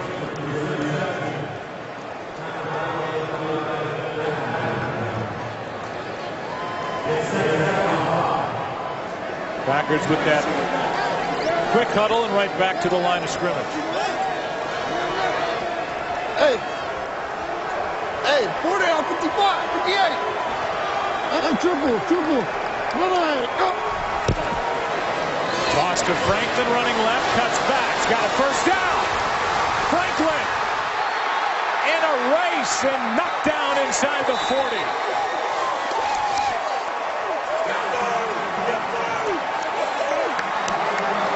He says, keep feeding me, and they might after a 51-yard run for the rookie Jonathan Franklin. Well, the thing that's impressive by Franklin is just how much patience he shows here. You see, a lot of times you get a young running back, and they don't have the patience that's required on a play like that, and he read his blocks beautifully and then hit it once he saw a crease.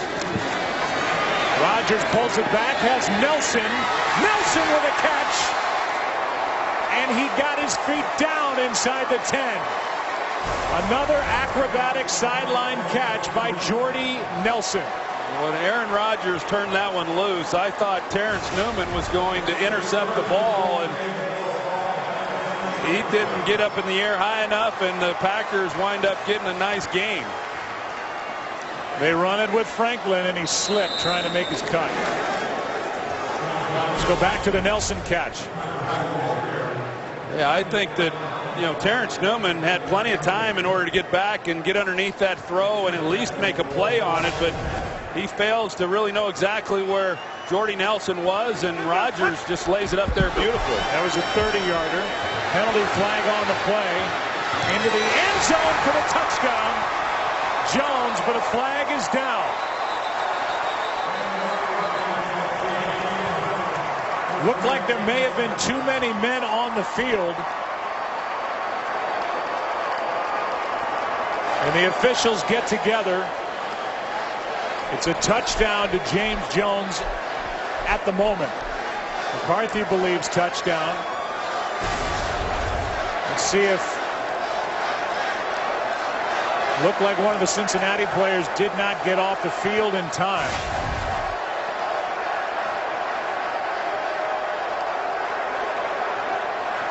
But still the conversation. Aaron Rodgers took a hit after he got rid of the ball. A low hit right at the knees by Michael Johnson. And Rodgers is over there saying, what about a flag for that?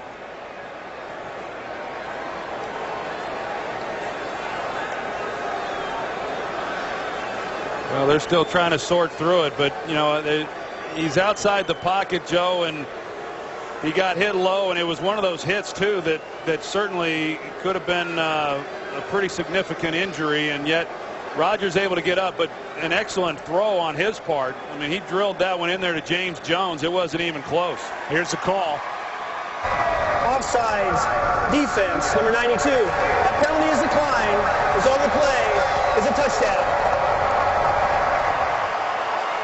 It was James Harrison unable to get off the field in time. Here's the hit, being outside the pocket. The quarterback gives up a lot of that protection, and just a dangerous hit by Michael Johnson. Well, you can't hit him high, and now you want penalties when you hit low, and I mean, come on, enough's enough. But they're fortunate because I don't think there was anything dirty with the hit, but the way his knee buckled, it could have been. It is 30 unanswered points put up by the Green Bay Packers. What a display here in Cincinnati. 5.5 left, third quarter. Vontaze Burfict got knocked down at the end of the extra point, and then watch 55 come in.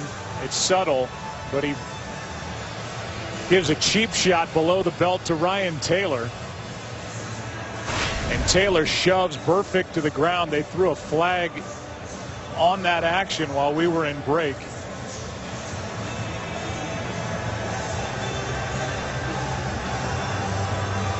And we'll see where the Packers and Mastay have to kick from as they lead now by 16. Packers 30 unanswered points over the last 25 and a half. After the play, personal foul, unnecessary roughness on the kicking team, number 82. That 15-yard penalty is assessed on the kickoff. Burfict started it twice, and the penalty is against Green Bay. He shoved Taylor, then they came together, then he knocked Taylor below the belt. Taylor shoved Burfict to the ground, but that's all the officials saw. And so Mastay has to kick from the 20.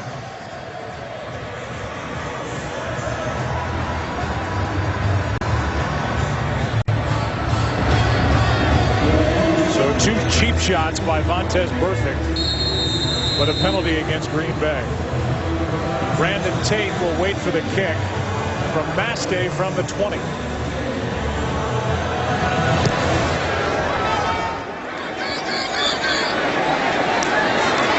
That's Tate out across the 30, got to the 35, and that's it. Take a break, come back. Cincinnati's offense has done nothing since their first drive, down 16.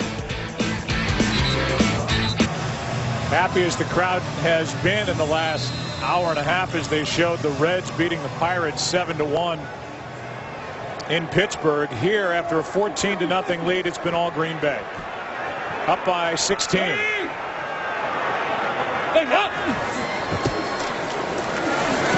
Pass is caught by Jones, and Marvin Jones brought down by Devon House. A gain of 5. Well, what we've seen here, especially in the second half, and a good part of this game, is Sam Shields. He's just been locking up on A.J. Green for the most part wherever he has gone. They got away from doing that. Normally in years past, Tramon Williams would draw the assignment of the opposing team's best receiver. This year, through the first 2 games, they just decided those guys were going to play their respective sides. But in this game, they've matched those 2 up, and Sam Shields has been pretty good.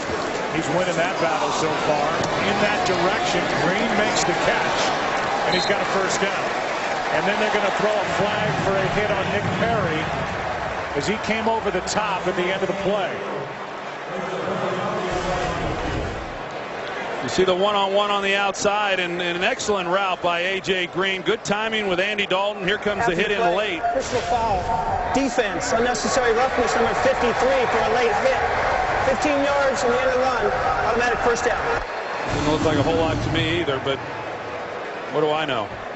You know, but Sam Shields was in good coverage on that play, and he has been. I mean, even when A.J., who hasn't had a big game here today, but when he has gotten the ball to A.J., Sam Shields has been in good coverage.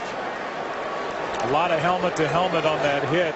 Probably the reason why the flag was thrown. It brings the ball inside the 40 to the 37. Bernard gets it on a draw.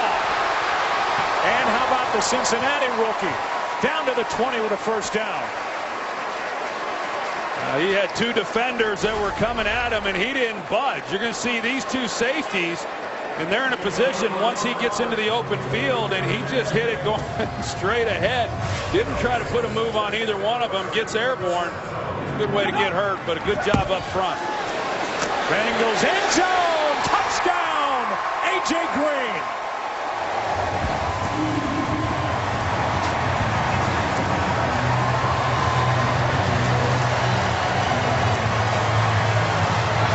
Sam Shields is feeling like he got pulled by A.J. Green, but Sam Shields is going to be up, and he's going to try to get his hands on him. He misses with him there, and I think it was a good non-call. I didn't see a whole lot there from A.J. Green that warranted a flag, but if you come up and you try to press A.J. Green and you miss, you don't make better contact than Sam Shields did, then you're going to have that kind of result. It is the 3rd receiving touchdown for A.J. Green this season. 20-yarder. The extra point makes it a 9-point game again. We go back to the touchdown to A.J. Green. Yeah, you see they got safety in the middle of the field here. That tells Dalton that he's one-on-one. You got press coverage, and then so man-to-man, you go to your best receiver. They finally are able to get A.J. Green involved in the game, and you see the results. You know, A.J. Green has been compared a lot to Calvin Johnson, and for the right reasons. They're both very tall guys and can run very well. They work out together in the offseason, but watching them, Joe, I think A.J. Green is, as far as what he's able to do down the field, the catches he can make, but his ability to get in and out of breaks. For a guy his size at 6'4", you don't see guys change direction the way that he does. We saw it on the comeback route that he caught on that possession against Shields. This guy's just a terrific football player. First point since early in this game for Cincinnati, now down by 9 in a drive that took under 2 minutes. Exactly what the Bengals needed. 3:50 left, just the third quarter. Shields had been winning that battle most of the day, but A.J. Green just went right around him. Yeah, and that was a big drive for the offense because, as you pointed out, they had not done anything. The defense for the Bengals has been good, but you can see that they're starting to tire a little bit. The Packers offense is starting to come around and start making some plays. They had gone down and scored, and this game was getting ready to get away from the Bengals if they didn't do something. So that was a good drive on their part to cut this deficit to 9 points. Nugent kicks it away and kicks it out of bounds. They're going to say out of bounds to put the ball at the 40. Ross had his foot on the out of bounds line when he fielded the kick. Free kick out of bounds against the kicking team. Green Bay lets its option to take the ball at the 40-yard line. First down. So they'll get it at the 40, up by 9, and Nugent hit it sideways. Never be without football. Get coverage of every NFL game on NFL Mobile. Call ** NFL to download it now. Whether it's the offense for the Bengals or the special teams, no one's really done much to help this defense out much, have they? I think maybe even Marvin Lewis would say even the officials haven't helped him out too much. Starting at the 40.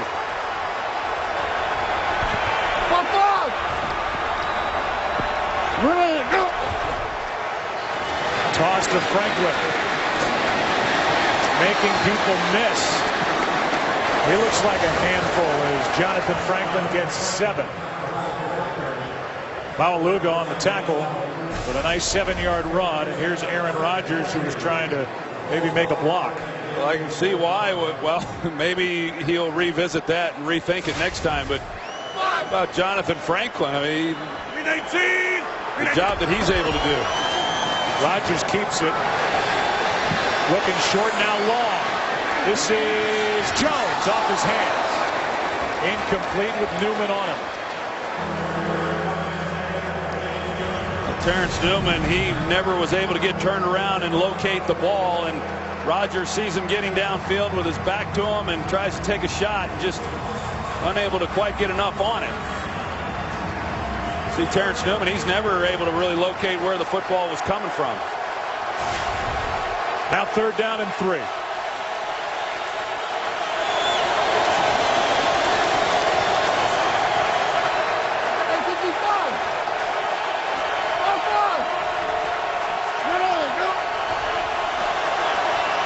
Pass picked off. Newman knocked down at the 46. Trying to get it to Jones, and that matchup leads to an Aaron Rodgers interception. Well, at worst, this ball has to be incomplete. James Jones just sells out the quarterback, and you can't do this. If you're going on the slant, you have to stay on the route, and you have to cross that defender's face. And if you don't, then it opens up the lane for the defender, Terrence Newman, to make a play on this ball. That's a cardinal sin for any receiver on the slant route or an in-breaking route. You have to stay on the move. 2nd interception of the season now for Aaron Rodgers, and neither one of them have been his fault. Week 1, the ball bounced off Jermichael Finley's hands, and this time James Jones failed to stay on the route and keep that from being intercepted by Newman. Back to the field. Andy Dalton finds Gresham. And the momentum is swinging the other way. Jones on the tackle. And it's good for a Cincinnati first down. I just thinking we haven't gotten these tight ends involved much. You know, the Bengals have not with Gresham, and then Tyler Eifert, who they really like a lot. But heck, nobody's really been that involved with this offense. You know, I mean, last possession they finally started getting A.J. Green involved, but another opportunity here for the Bengals to turn this into a one-possession ball game. Eifert has only one catch. Dalton is sacked. Brought down by Tramon Williams on a blitz. It looked like they might have missed a side adjust or something, because once again the Packers bring an extra defender. You can see you cannot block those guys up, and either Dalton doesn't see it until it's too late, or a receiver doesn't make the proper adjustments so he can get the ball out of his hands. Tramon Williams, now we've seen him come a couple of times. There's some reservation on whether or not you really want to have him blitz much. He's had a history of some shoulder problems, but last week he got involved, and he's gotten involved again here today. Matthews out with a bad hamstring. Dalton. Bernard spins his way to the 31. M.D. Jennings on the tackle, a gain of 13 with under 2 to go third quarter. Well, whether it's Giovanni Bernard or Jonathan Franklin, boy, they sure look an awful lot alike. Pretty exciting players, dynamic guys in space. They're making some things happen when they've gotten the ball in their hands. Now third down and 5.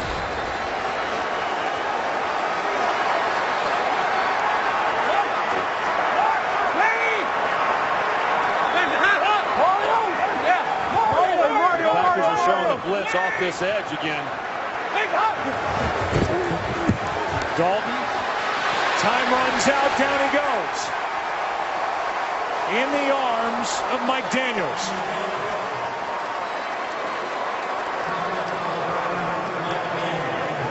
And now it's fourth down. And they are right on the edge of field goal range for Nugent. It'd be 52 yards from here. Nugent does not have a big leg. His career long is 55 yards. But in his career, just 6 of 15 from 50 or more. And so the Bengals will go for it on 4th and 9. Well, if I was Dalton, I'd sure try to use the hard count here and see if you can't draw the Packers offside. Instead, he uses a timeout.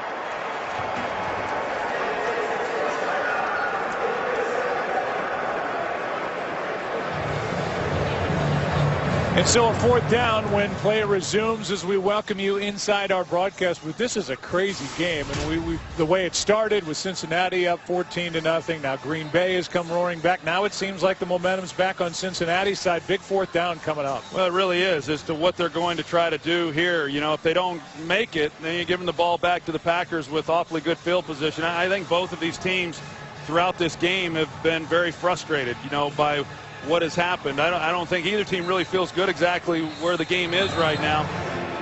But yes, a big fourth down. I just saw because they brought in Pecco, and now they take him out and they bring in Nugent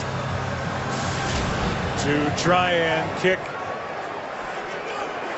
the field goal to make it a one-score game. 52-yard try.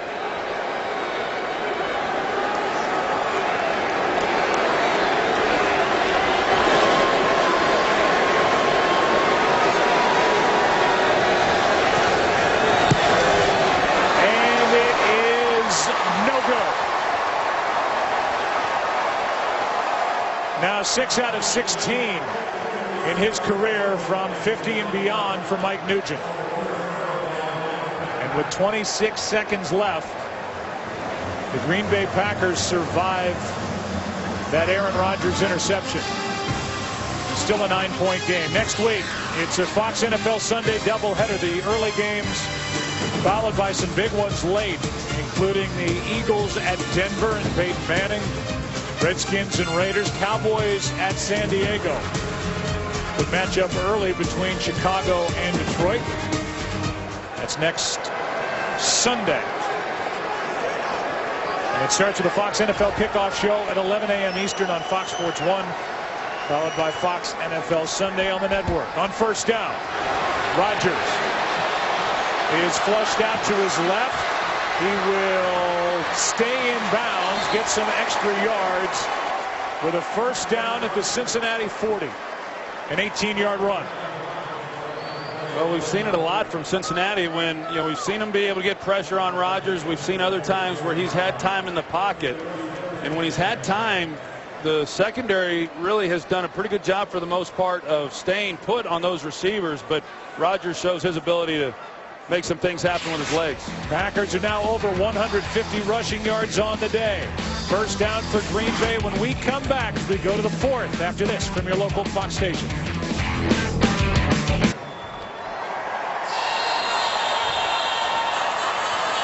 The 40-yard line as we start the fourth quarter here in Cincinnati. Green Bay up 9. 58.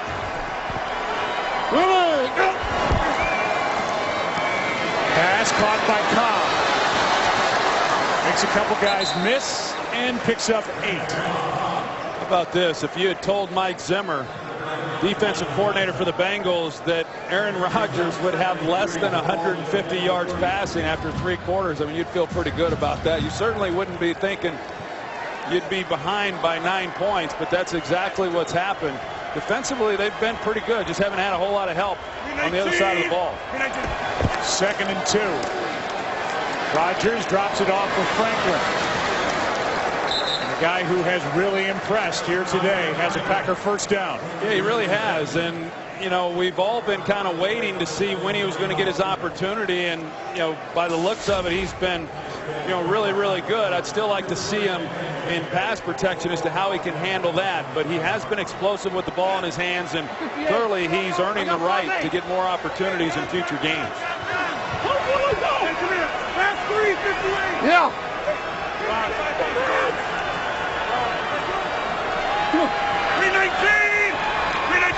Rodgers has to move him right before the snap. Aaron throws and he's picked off.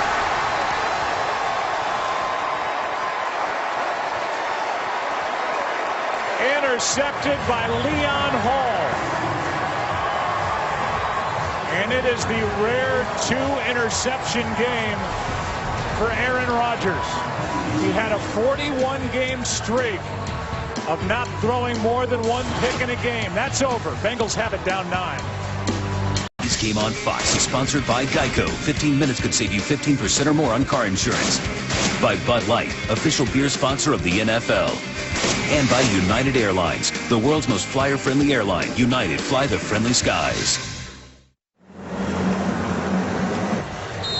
This streak is over. First game with 2 interceptions since October 24th, 2010 for Aaron Rodgers. 41-game streak, which was an NFL record. That's in the books. Hit by Hall. Here's Bernard. Lot of room to run. Banjo knocks him out. And the Bengals are climbing right back in. A 31-yard catch and run by the rookie Giovanni Bernard. They run a slant on the outside. A.J. Hawk is in coverage on Giovanni Bernard, and you're going to see what happens on the play, that he then he gets caught up in that traffic in trying to get out there to the flat on Bernard, and then it becomes a foot race, which he's not going to win. And Bernard, we've seen it now a number of times. This guy does not shy away from contact. Now he tries to run between the tackles. Not much there. He got 2. A.J. Hawk on the stop and back to the end of that big play by Bernard. Yeah, I mean, the guy's just 5'9". He's 208 pounds or whatever it is. But, I mean, easily could have gone out of bounds and preserved himself a little bit. He will learn that they hit a little harder at this level than they do in college. 2nd and 8. Outside 35, outside 38, outside 38. Larry!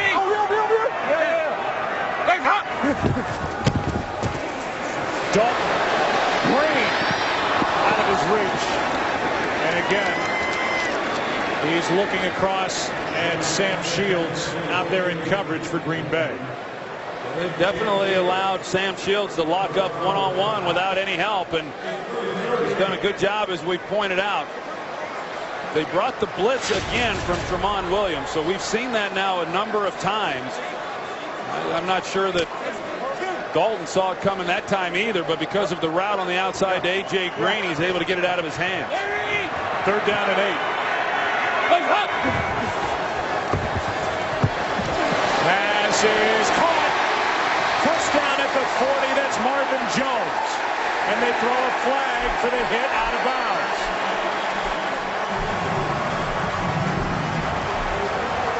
Jones was wrestled to the ground after going out of bounds, and they throw a flag. 22 yards on the catch and 15, it appears, on the end of it. Well, this was set up nicely. You got Marvin Jones. He's going to the corner, and with a lot of protection in the pocket, Andy Dalton lays it perfectly, and Tramon Williams comes in after the fact. Clearly he knows he's out of bounds. You got to let up at that point and tack some more yardage onto the end of it.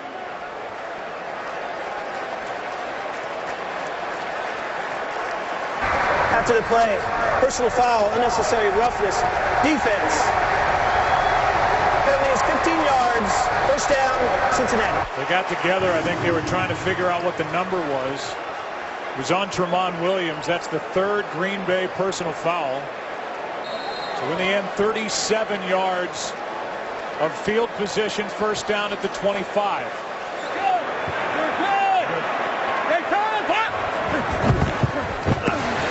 Off to Bernard. Brad Jones on him. Raji at the end of it, a gain of 2.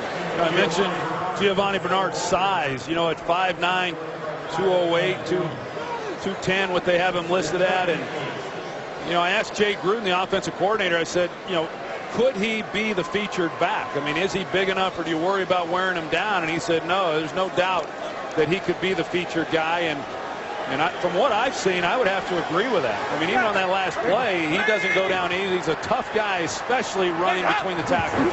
Blitz coming from Green Bay. Bengals pick it up. Wide open, A.J. Green. He gets over Sam Shields and has a first down for Cincinnati. Good for 12 yards. Another one of those outside breaking routes. You can see good release off the line of scrimmage. He gets Sam Shields turned around, and then his ability to stop as quickly as he does and come out of the breaks. I just think he's exceptional, along with all of these receivers at running routes. James Urban, who had been the longtime quarterback coach at Philadelphia, he came over as the wide receivers coach with Gruden, and he's done an excellent job with this group. All 4 of Green's catches in this second half. Dalton, end zone. Touchdown, Marvin Jones.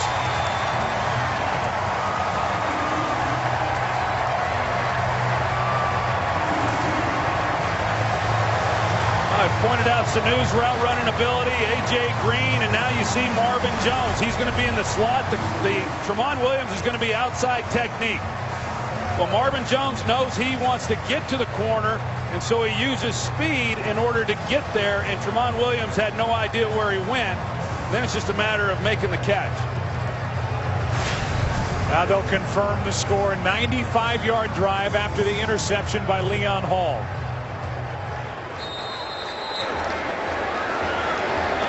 This to make it a 2-point game.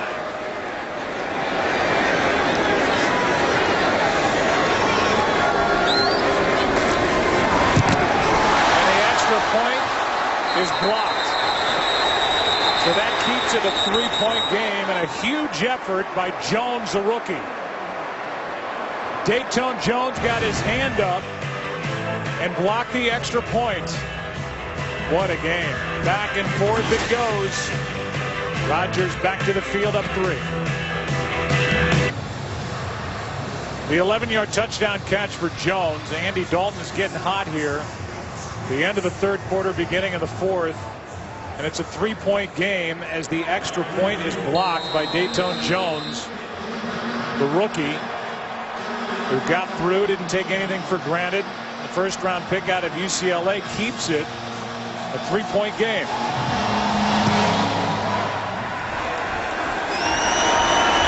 Ross from about 1.5 yards deep in the end zone.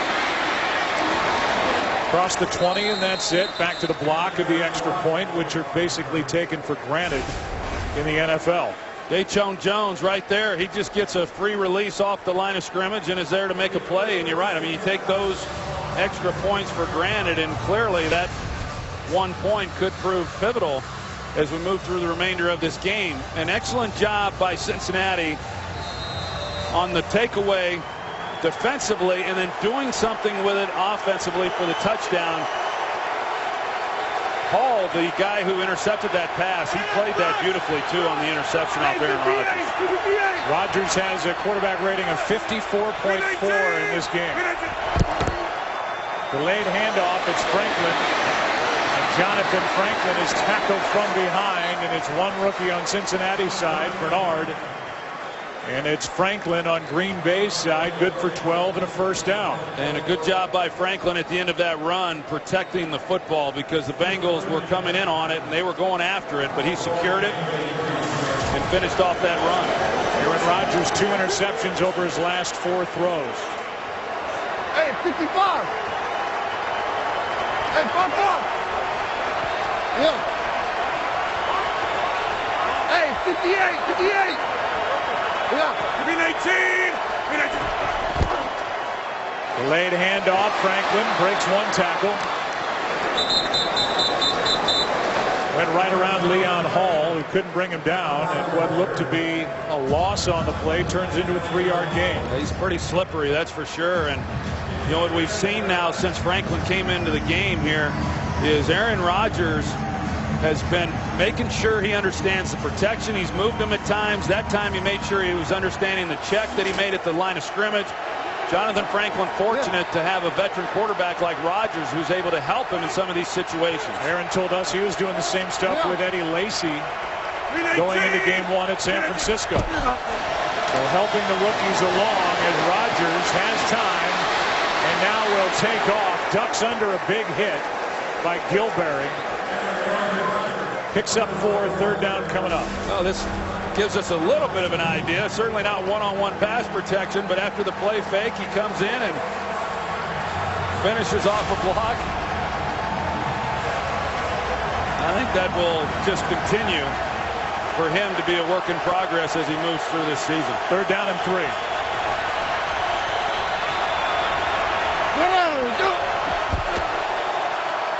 Here's Franklin out of the backfield and a big first down near midfield. Riding the rookie Jonathan Franklin. Opportunity knocked today for the 23-year-old out of UCLA, and he has answered. He scored a touchdown. He's had some tough yards. That was a big first down. Well, that's an element that Mike Zimmer didn't have to worry about when he was coming into this game. You know, I mean, they put Randall Cobb back there sometimes, but now all of a sudden you've got a runner who has the ability to exploit you within the passing game. That was only the Packers' second third down conversion. Corliss is met by Malaluga. A gain of 3. Green Bay 3 timeouts. Cincinnati 2 timeouts, under 8 to play.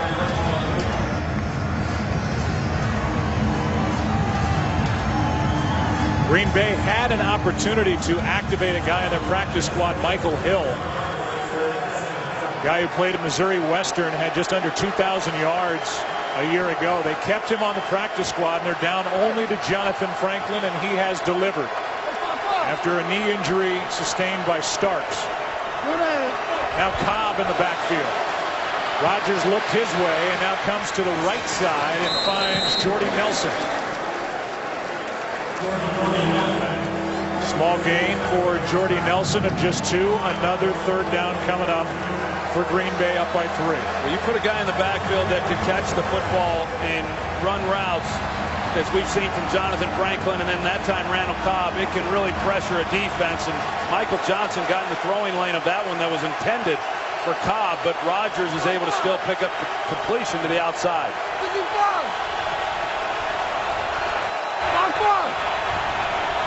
Bengals showing blitz. They're coming on a blitz. Rodgers throws. He's got his man. He's got a first down. That's Jordy Nelson. Newman on the coverage, but a good throw from Aaron Rodgers for the Green Bay first down. Yeah, that's the whole idea defensively, is bring the pressure.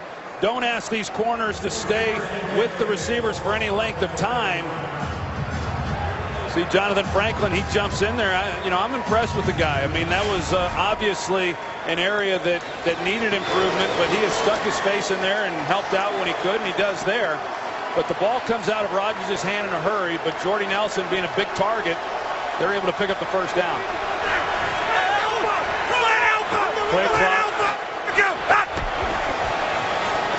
There's no flag on the play as Franklin carries it left side. Didn't know if the Packers got set prior to the snap as they just got it away, and Franklin gets 4. Well, this becomes a big drive for Green Bay. Think back to last week when the Redskins started to mount a comeback and the Packers take the drive, go down the field, get points, take time off the clock. This is a similar situation. They're in their 5-minute offense here, where if they can just take time off the clock, get down the field, and turn this into a 2-possession game, they know that they've pretty much got victory in hand.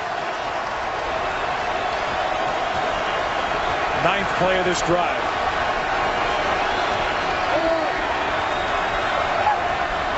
And a timeout. With 5:14 left in the ballgame. Rodgers over to talk about it. 2nd down when we come back to Cincinnati.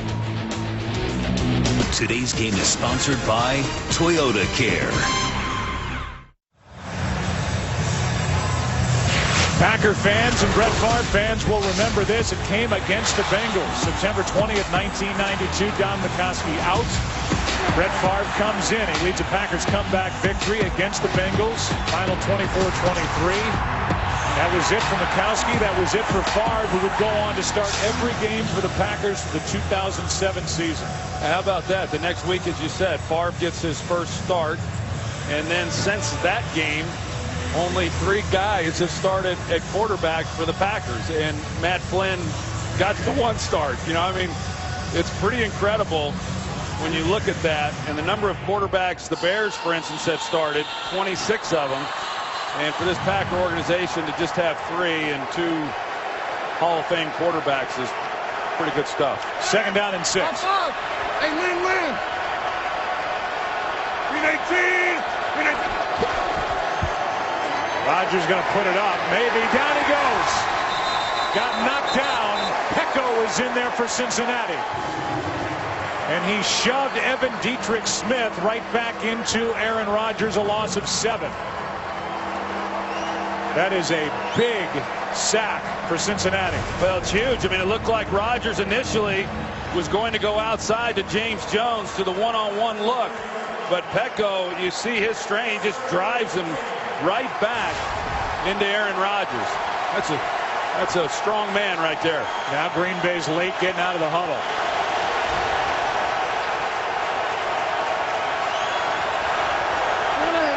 Just got it away. Rodgers, quick throw. Pass caught. That's Cobb, and Cobb is going to reach and try and pick it up. Depends on the spot. And you can see the official moving in right at our first down line. And with that spot, it looks like he's got it. But we're going to get a measurement. Leon Hall on the tackle as Randall Cobb did everything he could and got every inch out of that catch and run on 3rd and 12. Well, Leon Hall, I think he's a good tackler, but it just looked like he hesitated enough once Cobb got the ball in his hands that allowed Cobb to go after that first down. Leon Hall is in coverage, and he just hesitated enough and wasn't able to get over there, and it's an excellent job by Cobb using his speed. It looked to me, Joe, from where we are, that he got it. It looked like he got it on the spot. But if you're Cincinnati, you look at a replay of that and you try and gauge when the knees were down where the football was. And the knees go down there, and he doesn't get it until he reaches it. We'll see if there's a challenge from Marvin Lewis. Yeah, he just laid it on the ground. He was very ginger in how he placed it.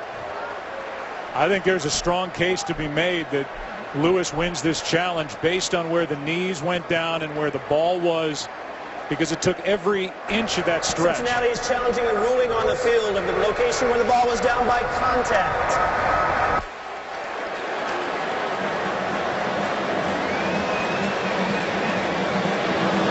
So a Cincinnati challenge, the first challenge of this game.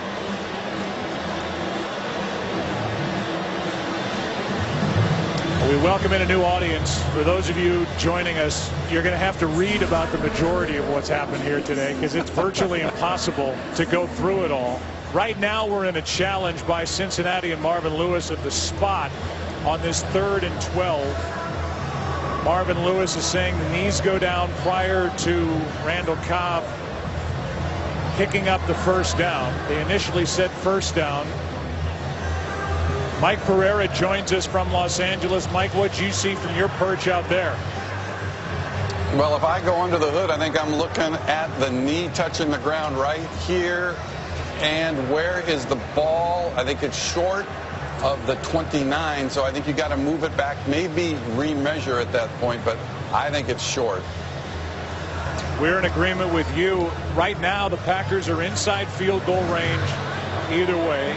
If they do move it back, it's 4th and inches, so a decision would be coming from Mike McCarthy even on that. For those of you just joining us, we'll give you a look at it graphically, the game summary. Aaron Rodgers under 200 yards. He's thrown 2 picks, had 41-game streak where he hadn't thrown more than 1 interception in a game. That was an NFL record. That's over. Andy Dalton really struggled through the middle part of this game, but he's gotten hot of late. 7 combined turnovers, including 4 on 4 straight possessions by Cincinnati that got Green Bay back into the game after they fell behind 14-0. And now with under 5 to play, a Cincinnati challenge, and we'll see if it's a first down, a 4th and inches, and then what Mike McCarthy wants to do. Yeah, I think it's going to come up short, and then you visit what is Mike McCarthy going to do, and that's an interesting decision for him to make. I mean, the defense has been really good throughout this game. I mean, they've played well. But as you mentioned, the last possession, the Bengals went right down the field, and that's got to be weighing on Mike McCarthy a little bit, and so you got to be real careful as to what you do, certainly if they could get the first down. After review of the play, the runner's knee was down, and he was down by contact with the ball at the 29.5-yard line, which is short of the line to gain. Therefore, it brings up 4th down. Cincinnati will not be charged with a timeout. So now it's 4th down, 4th and inches. And do you go with Crosby to try and make it a 6-point game, or do you leave your high-powered offense out there, try and pick it up? Well, he's spending a lot of time looking at that call sheet. You know, I mean, Crosby's wondering, but I think he made his decision before the ruling was even made, knowing that it was going to be close on 4th down if the call went against them. It would be a 47 or 48-yard try from here, but they'll go for it. Starks was injured earlier. Jonathan Franklin, the only healthy running back now, the rookie for Green Bay.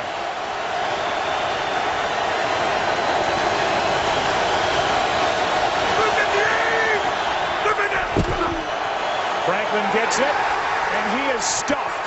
Ball comes out, picked up by Nelson, now picked up by Newman. This play is live. This play is into the end zone. Touchdown, Cincinnati.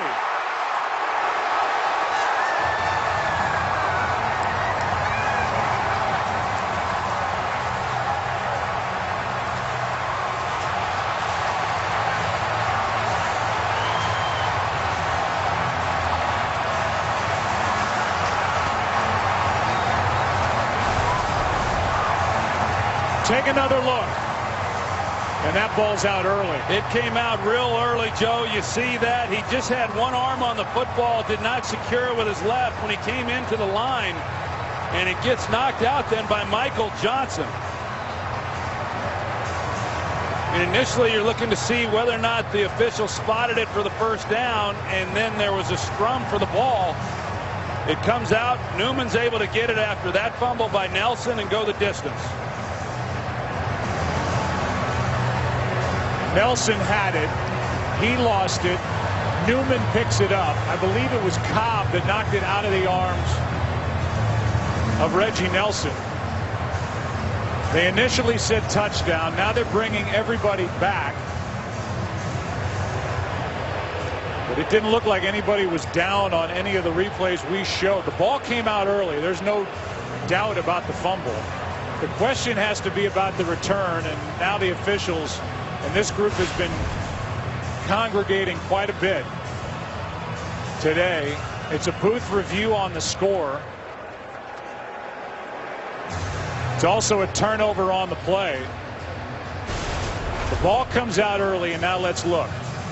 Nelson's got it. Cobb knocks it out, and then Newman picks it up and he's gone.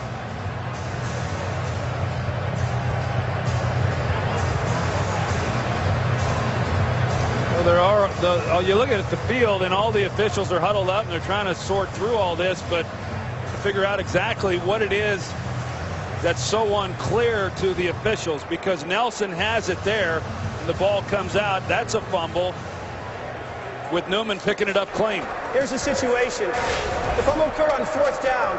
However, the 4th down fumbles rules only apply to the offense. Therefore, the recovery and advance by Cincinnati is legal. The result is a touchdown.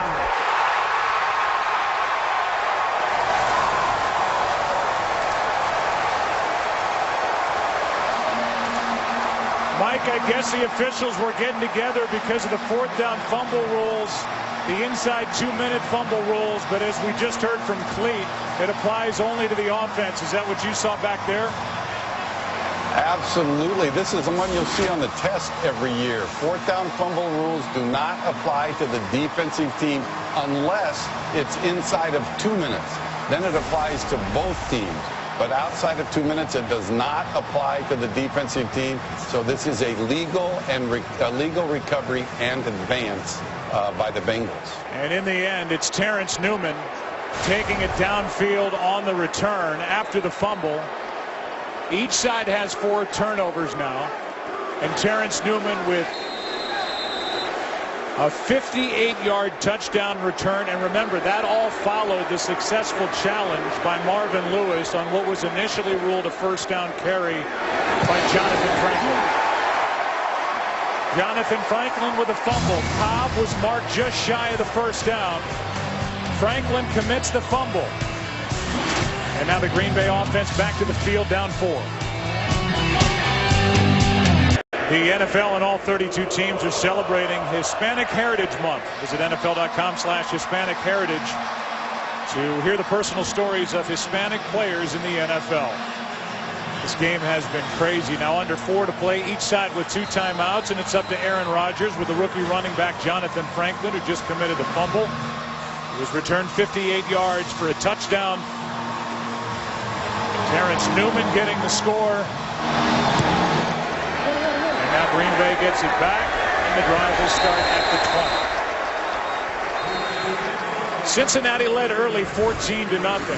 Green Bay then scored 30 unanswered, led 30-14. Now some of the highlights in the second half. A touchdown by Jonathan Franklin.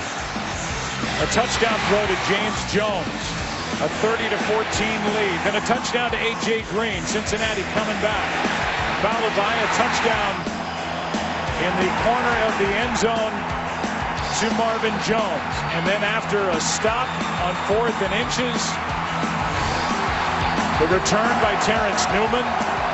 Cincinnati up by 4. Key injuries. Finley's out with a concussion. James Starks a knee. Clay Matthews a hamstring. Let's go. Pass caught by Cobb. Randall Cobb picks up 7. Well, who would you rather have on the road down by 4, the number 12 for Green Bay, if he can be protected? He's got 2 timeouts in his pocket, under 3.5 to play. Threw for 480 last week. Under 200 so far today. Franklin's going to get the 1st down. 5-yard carry. Mawaluga on the tackle for Cincinnati. Well, that is the good thing about it for the Packers, Joe. With just over 3 minutes to play, they don't have to be in any bigger rush than they are on any other type of possession. They can still run the football with Franklin if they choose to do that.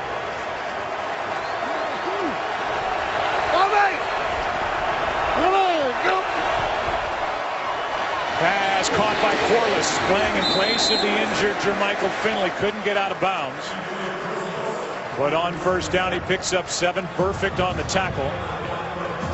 What is a 4-point game? Packers went 44 games without a running back having a 100-yard day. They now have one in back-to-back games, neither by a guy who started the ball game. Franklin over 100. Second and 3. Pass caught by Taylor.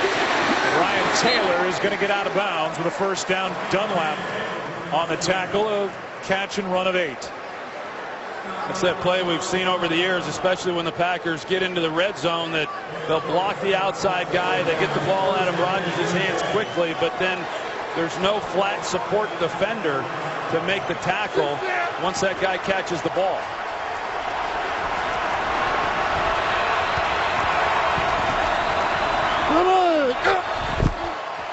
They're on the ground with Franklin, and he ran into a wall.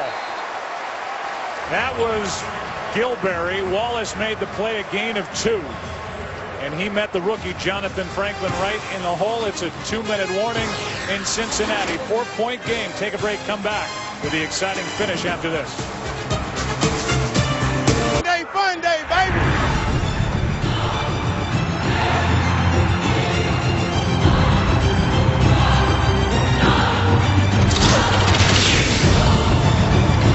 It's been Sunday crazy day here in Cincinnati. Jonathan Franklin got his ankle twisted on that last 2-yard carry. As you see it down here at the bottom of the pile, he limped off. We're down to no healthy running backs, unless you count Randall Cobb. Now Ross starts this play in the backfield on 2nd and 8.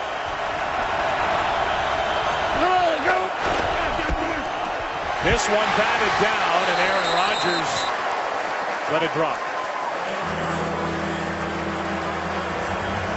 Carlos Dunlap just got his hands up to bat down an Aaron Rodgers pass. We welcome a new audience. This has been an unbelievable game. Green Bay now with the football, down by 4, under 2 to go.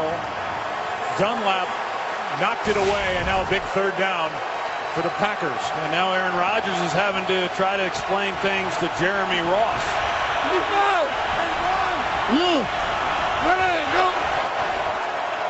Pass caught. That's Ross. He breaks a tackle and gets a big first down. Ross, who fumbled on a kickoff early that led directly to 7 points for the Bengals, gets 8 and a first down here. Well, this is what I was talking about a little bit earlier. They released Jordy Nelson up the field, but he's immediately a blocker. And so the guy who would be handling that area of the field, that flat support defender, is being blocked, and he's not able to come up and make a play. The Packers run that a lot, and they're very effective using it. Rodgers over the head of Ross, who has started each of the last 2 plays in the backfield. If you're just joining us, Lacey out with a concussion. Starks left in this game with a knee. Franklin with an ankle moment to go. Kuhn is out with a bad hamstring. And now Jonathan Franklin checks back in. Good news for the Packers. Well, it is. It affects a lot of the things you're doing. We're seeing that with Jeremy Ross. You essentially have to go empty set formations offensively, unless you're going to have Randall Cobb back there in protection. So right now, I'd have to believe with the knee and what we saw, he hobbled off on one leg, that they've got him in to help with protection. 2nd down and 10. Rodgers. Pass is caught by Nelson. He catches everything. And he gets up limping. There's not a place you can put a ball that Jordy Nelson can't adjust to it and make a big catch. I mean, Terrence Newman got turned around, but he was able to recover very well, and he was in great coverage on Jordy Nelson. Aaron Rodgers lays it the only place he can, and how Jordy Nelson is able to turn around and make that kind of play, yet we've seen it many, many times.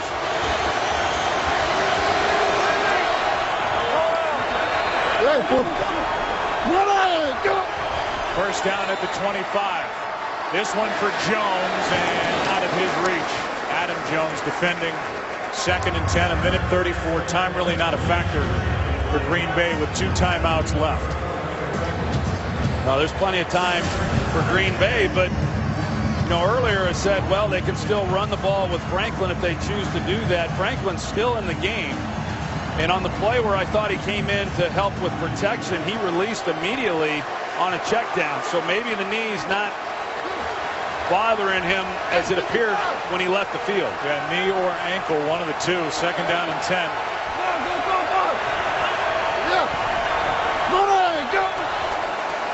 Rodgers has Nelson.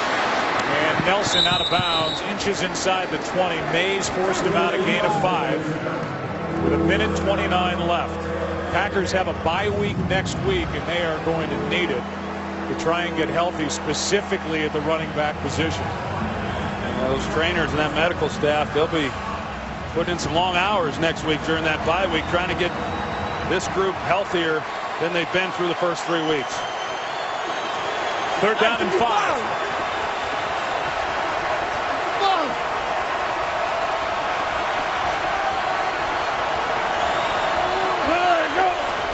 Everybody coming. Pass is batted down. And now fourth down. Pretty good look there by Mike Zimmer. Showed pressure. They bail out at the last minute, but there's nobody in the middle of the field. Rodgers trying to throw the quick out route to Randall Cobb. You see the pressure and nobody then in the middle, but because of what was called, they had nobody taking advantage of the middle of the field. Dunlap made that play. Now fourth down. Enjoy it. We'll have to wait. Timeout, Green Bay.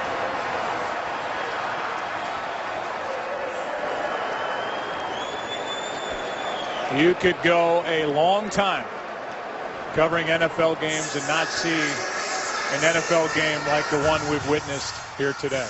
I mean, where do you start? There's been, you know, it's kind of hard to get your arms around everything that's occurred here today. I mean, we've seen plays on both sides of the ball. We've seen penalties. We've seen turnovers and offenses going back and forth. It really has been a pretty exciting ball game, and it stands to reason that now it comes down to this fourth down play. Yeah, that's the crazy thing about this game. We've seen each side with 4 turnovers. We've seen points run off on the other side's defense unanswered. And now really, which one of these teams comes out of here with a 2-1 record depends on potentially one play. At least at the moment, it's 4th and 5.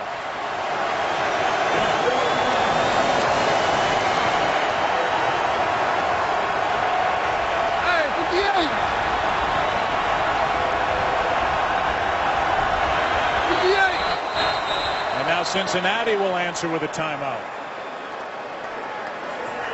With that, we'll go to Kurt for a game break.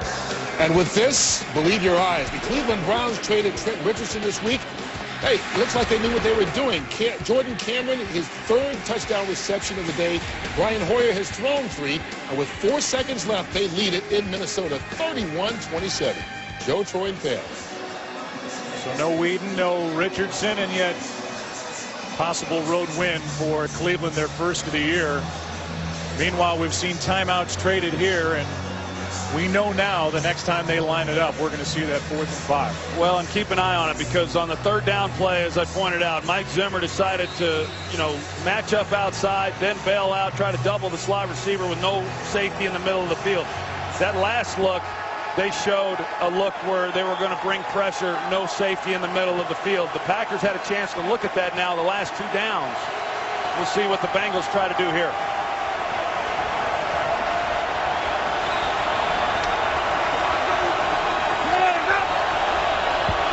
On fourth down, that was tipped and incomplete. Cincinnati takes over. Michael Johnson made the play. And this Bengals defense was good enough here today. They gave a different look defensively, and when you're getting the ball out quick, as Rodgers was, and Michael Johnson at 6'7", they try to cut him and get him on the ground, but he's able to get up and get his hands in the air and deflect the pass on a big fourth down for the Cincinnati Bengals to win this ball game. The Bengals blew a 14-0 lead, fell behind by 16 as Green Bay put up 30 straight points. But now Cincinnati has scored the final 20, and it appears that it will end 34-30 Cincinnati. The Bengals will go to 2-1. The Packers will limp into their bye week physically beaten up at 1-2. Well, it wasn't pretty. It wasn't pretty for the Bengals to get this win. It wouldn't have been pretty if the Packers were able to get this win, but it's a victory nevertheless. And you're right. I mean, this bye week at an early time in the season, the 4th week of the season, comes at an opportune time for the Green Bay Packers to try to get healthy, because they've got a lot of key guys that have not been on the field, whether it's through the first 3 weeks and guys who left the game here today, including Clay Matthews. And Troy, this game turned on a Cincinnati challenge by Marvin Lewis on the spot of the football, as initially the officials said Randall Cobb got enough for a first down. They remeasured. They moved it back half a yard. Jonathan Franklin with a fumble returned by Terrence Newman for the go-ahead points and the victory. Bonus coverage coming up of a game between Detroit and Washington. Dick Stockton, Rondé Barber are there. This crazy game is over as the Bengals win it by 4.